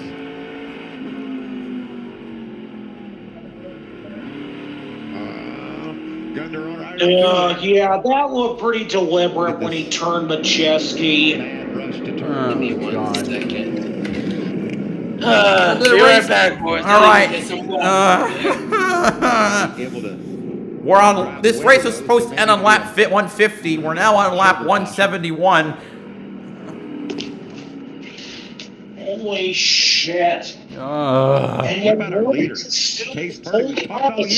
Get out. Better. Puts himself in a position. Chase Purdy leading the race. I mean, we've talked about Enfinger trying to win in GMS's last race. Chase Purdy closing out KBM with win number 101 would be something as well. That's right. Everything that they've done in this sport, 100 wins. I gotta hope for another shift fail. Number 101. Eric Jones, get real. Now we have some yellow on our pylon. Caden Honeycutt now at the 6th. Let's get an update. Jeff Gluck, this may truly be one of the most embarrassing races in NASCAR history. For real. How the truck was on that restart. He said it Brock Beard, we're having every wreck that should have happened in the dogleg since reconfiguration but didn't, all in one race. Josh, you'll remember that Jeff Hensley said we have Enfinger pitting for more. Wait, Enfinger pitting for more tires again. Oh no! Well. In this championship hunt, oh well. They're hoping that they can get Green Flag Racing to the checkers with Grant out front. I don't even know what to think about this race anymore. I just don't. Come on, let's get this over with. Yes, we will. Caruth is now at the 12th. An hour ago. Ankrum 11th. To crowning the champion, giving it to Grant Enfinger with 2 or 3 to go, and now we've been trying to give it to Ben Rhodes here for the last 4 restarts. I mean, I think it is at this point. I think Rhodes might, unless Rhodes has a catastrophic failure, even with a gear, not including a gear shift. I think he is going to win. We'll have to do it. The gear shift is still an issue. Overtime. Enfinger has now been moved up to 13th. For you following along at home, thank you. I think 4 is a record that we've ever had. What is this, overtime time number 5? We're on 4 still. We've had 12 cautions. I got to look up the Phoenix record. 23 races over the course of 9 months to get to this Time is now 19. Michael, you said it earlier in the show. Let's see, Phoenix crash record. The Cup record is 12. We're on our. We just had our 12. So the Cup record for 12 was set in. So often you hear a 2014, which Harvick won the fall race. The Xfinity record is 14, won by Greg Biffle in 2005 spring race. The truck record is 13, set by Kyle Busch. Kevin race won by Kyle Busch in 07. It really had him intrigued. Whatever happens, if he wins the championship, they need to just put a camera on him and just follow him. Yeah, I agree with Dave. I swear Knoxville is even better than this shit we have. Ben Rhodes simultaneous. Yeah. Ben told me the other day, he said, you know, Mike, I don't drink much. But when I do, I do it right good. Oh boy. Why else do we think that this series right here is a locale of NASCAR? Just seriously. So much for the sport here. Look at that damage on the all the trucks, like seemingly just wanting to wreck each other, not getting anything done. It's just like Congress. Right front damage. How about the 0-2 of Caden Honeycutt? Honeycutt and Thompson are in the top 10. I looked back earlier in the race. Caden Honeycutt in a spot in an unsponsored truck, no less. You know, darn, I thought he would be better than that. And look at him now, all the way up in the top 10. Okay, what lap are we on? 174? Oh, mentioned Duke and Rhonda and their daughter Allison. We're close to making it the Craftsman 200. Excuse me. Over the years, their commitment to Again, this race should have ended about 30 minutes ago if it weren't for Corey Haim. Let's see. Let's see. Trucks. The most laps ever at this track before was. Okay. Sorry, I can't. What's the entire up on Jesse Love? Oh Lord. And sticking out of the front grill. What's sticking out of the front grill? I see it. What the hell is that? It's like a pipe. I think it's a roll bar. Oh my God. From the roll cage. What you got? I was just going to say that The record for the most laps at a 150-mile race on this track, because I have to say that because there used to be longer races at Phoenix and the Truck Series. The record is 159. We're on 170. Jesse Love just pit already. Jesus. Yesterday, I know that. 40 on the East Coast with the Fort Lauderdale Boat Even Show the coming flag up on man November is Ben Rhodes might have to pit, but the problem is he's still not going to do it. First time. Yes, along with my buddy Ricky Carmichael, we were. And again, remember that tire rub. Creativity, the ingenuity. Almost knocked over my microphone. Those boats were and how. All right, this is a Denny Hamlin. This is a no rules, no officiating. You get a product like this. The show is taking over U.S. Motorsports and why it's hard to take seriously. Agreed. Yep. Also, I still question why it doesn't even play us for trucks in Xfinity. I don't know. Life in general. This is the worst. But this is easily the worst. I mean, we already knew it. Oh, they're going to the choose, but it's the worst final race of a season ever. Purdy, Eckes, Rhodes, Garcia, Honeycutt, Love, Tanner Gray, Thompson, Sanchez, Ankrum, Caruth, Allen, Enfinger, Rose, Deegan, The race. Davis. Whether it's a caution. All right. Or the checkered flag. 10 spots separate that point yet. the first and second in the championship. Rhodes takes the bottom lane, of course. Inside the God. I'm behind you guys. I don't care who wins anymore. I've just end the race. I've mentally checked out. See Ben Rhodes, and he's got fresh tires, and he's got a chance. Just let me do my thing when they go green. That's all I ask. And I like the fact that Grant's on the I inside. swear to God, if they wreck again, then you can on the outside. I liked him on the outside last time because that's how he got. That's how he missed Whoa, it. That's how he please missed it. let Rhodes run out of friggin' fuel for crying out loud. Sometimes you don't have as many choices on lanes you could take. Ben Rhodes Caruth in 11th. Still keeping our eye on that. Wilson Rhodes 14th. All right. Point to the bottom, Let's maybe. do this. All right, now once again they make their way through 3 and 4. Or just Here we go. All We're gonna right. try once again. Chase Purdy on restart zone. We're green. More contact as we go now. 2 laps to go. Green flag in the air. They Eckes, take the lead. Enfinger's getting a little bit closer. I see he's getting here. He's coming fast. Or is he? Whoa. 3 wide. Roads lost a few positions there. And Fair gonna take. Ankrum in the wall. Oh, Ankrum hit the wall. But they still got. White flag is out. Last lap at Phoenix. We're just gonna ignore it. And Enfinger is charging. There's Rhodes. Oh, come on. Go to the inside. Oh man, there's nearly side by side down the straightaway. Eckes out front. Can Enfinger get there? Rhodes throws the block as they come through the line. Enfinger gonna send a Hail Mary. Not gonna get there. Eckes wins the race and Rhodes wins the title. Oh my God, it's finally over. Rhodes wins his second Truck Series championship. Oh my God. Yeah, Christian Eckes ends up winning his 4th race of the year. Garcia 2nd, and Ben Rhodes is the champion. Oh my God, it's finally over. They finished 5th and 6th. Thank Christ. Finally over. Christian Eckes gets the win. Great drive by him. Eckes might be wondering what could have been, considering he was above the cut line heading into Homestead. Jesse Love. Great finish. But really, Enfinger was robbed of this championship.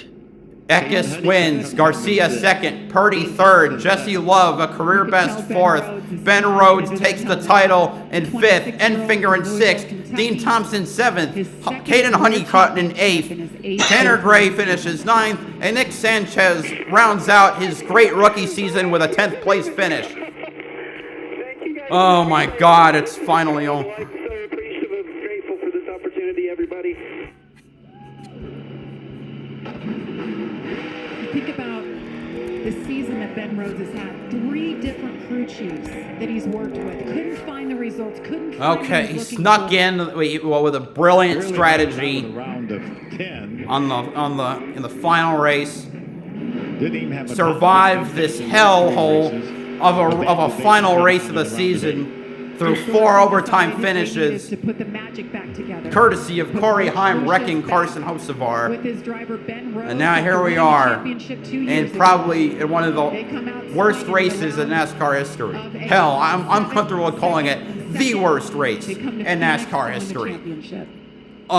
You know, 12 cautions, the second most in the Truck Series ever, third most in general. You had two of the championship contenders wrecking each other. The second wreck of which causing a change in who was going to take the title, because it almost certainly would have been Enfinger. Then having to watch crash after crash after crash, and then another crash on the second to last lap, where I guess NASCAR gave up on trying to call cautions because they didn't want to go to a 5th overtime. Said screw it, let them race. And in the end, Enfinger just couldn't get there, despite a hard charge from 14th to 6th. Oh my God. But he races clean. So this race here became the biggest joke of NASCAR. And remember, it was the call. McAnally Hildeman ready to carry the Chevy banner into 2024 as they cap off the year with a 1-2 finish. They fought their way, and it came down to a tiebreaker between him and Nick Sanchez. It went to Ben Rhodes and put him in his position. They fought till the end. Got a tire rub on the right front. The only way this gets dumber is if Rhodes fails post-tech inspection. He won't, because it's the final, but it would be absurd. Every corner of it's used up. In Vegas, they say that's battle-born. I believe it was. Way to go, Corey Heim. Way to go. Yeah, everybody. Championship flag. This race should have ended about at least 45 minutes ago, but no, we get this. Where's that championship flag? He said that flag's bigger than that checkered flag. Because, yes. What a great guy. Regan, these are the Enfinger was about to pull off a Cinderella storybook ending for a truck team, but no, Corey Heim decided to pay back Corey Hocevar in the worst possible time in the stupidest ways, and then we got endless of 30 minutes of bullshit. But first, 2-time champion Ben Rhodes. How does that feel? I can't even believe it. Let's go! Man, I hate when people do that on TV, so I'm sorry, but dang. This is so awesome, man. To go 25 laps into overtime, you know what that feels like? Yeah, the race ended on lap 179. It's crazy. I didn't think we were going to make it. I thought we were going to pop a tire. I thought anything that could have gone wrong was going to go wrong. So Grant almost got me. Hats off to him. He ran a great race. I wouldn't want to race against anybody else for the championship. He raced me clean, and I respect the hell out of him for it. You talk about Grant almost getting it at the end there. Obviously, you had the damage to your truck. Were you aware as you're coming off of turn 4 how close it got? Oh, I saw him. I'm watching the replay right here. I saw him. He went for everything, but he ran me clean, and I thank him for that. You know, that's what these championships are all about. Oh, my God. It's unfortunate we had so many. Maybe Enfinger will announce his plans in this post-race interview. Oh, great show. I love you guys. The margin of victory officially is .421 seconds with Christian Eckes over his rookie teammate Jake Garcia. I don't know how we pull it off, but we got here and we did it. Ben Rhodes, your 2023 Craftsman Truck Series champion. Amanda? Grant, I want to tell you, both Ben Rhodes and Rich Lucius thanked you for racing them clean in that last part of the race. Enfinger records his best ever points finish of second, which is where he would have finished in the points either way. You know, it was just the original green-white checkered there where we went 4 wide. You know, Ben gassed it up there on the bottom, drove us in the 19 and tore up our truck, and then we had to restart from 22nd there. So that's kind of what ended our run. Obviously, we got close there at the end. I don't know, maybe if he didn't have such a run down the back straightaway, but I needed to get under him to make that pass. Just like Hemrick yeah, I would don't have know. done. It's a shame that the championship came down to a race like that with, you know, 15 green-white checkers or whatever it was right there. For 29 laps of overtime. I feel like we did everything. You think that's a bit much? To win this race. I can't wait to what Corey needs to say in this interview. I can't wait. It's incredibly unfortunate to end GMS racing like I this. would love to hear what he has to say. We had that championship in grasp, and to be honest with you, I don't know if I'd have done anything different. Just wasn't meant to be. Jamie. Well, he went down fighting. Very respectable race for him tonight. He becomes the Rhodes becomes the 5th multi-season champion, and the first one since Todd, but Matt Crafton, his teammate. With multiple championships in series history. Pretty exclusive company right there for Ben Rhodes. Just a beautiful thing to be able to join that class of Craftsman truck racers. At least we got a cup in Xfinity. At least we can say that. Well, Corey Heim was the truck they were all chasing for most of this race, and then it went sideways. Thank you for everyone who stuck it out through that abysmal race. That was not a race. That was garbage. Fucking garbage. Ask him if he stands by the first one. I mean, I got my right rear destroyed. NASCAR fan 33. I got my right rear destroyed, and you know, from there I had no side force, and he put on my door out of 2, and I lost control. So lost control. Yeah, right. Hold our heads high for a great year. I feel like we had a worn out tonight with our Safe Light Tundra There is. Pro. Truck Out Garage and Twitter Race. Unless you're talking about the first wreck, not the second great one. Truck, championship caliber truck, but just didn't go our way. Unbelievable. We're taking a look at the replay right now, and as you said, you talk about the season that you had. How do we describe this one going forward? No one is happy about It was a phenomenal year for us. I mean, this is our worst finish in like. The only positive is that maybe we'll have another drunk Really put together a good race. post-race really hope that the conference. guys are Post-race I got a lot of conference. respect for everybody in the field, but clearly not him anymore. But you know, it is what it is. It's part of racing, and unfortunately, that turned into a wreck fest. But I did all I could. We did just take a look at the literally retaliation that was there. How did you plot the peg? It wasn't retaliation. I had no side force. He put it on my door and I wrecked. Oh, I can't think of it now. It was an incredible season. You see those 3 win stickers right there, 15 straight top 10 finishes. I believe the last time he finished outside the top 10 was back in April. Yeah, and the good news, he's going to be back next year, and he'll be contending for another championship with that guy right there. Loved his interview. Only thing this race, Chase Briscoe. Only thing this race is missing was the 99 blowing a right front in the last corner and blowing a Hail Melon. 27 years old, and he's a veteran. That's got to feel pretty cool as well. Had no side force, my ass. You flat out do what you did, you know what you're doing, and you wrecked yourself while doing it.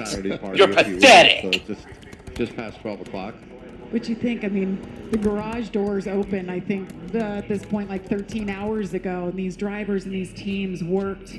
And then to go through the emotional roller coaster that he went through, to have that energy when you jump out, it's just, that's why we do this, right? Yeah, and 29 laps of overtime. 29 laps of overtime. In the condition his truck was in. I think they were all in. You can hear the boos.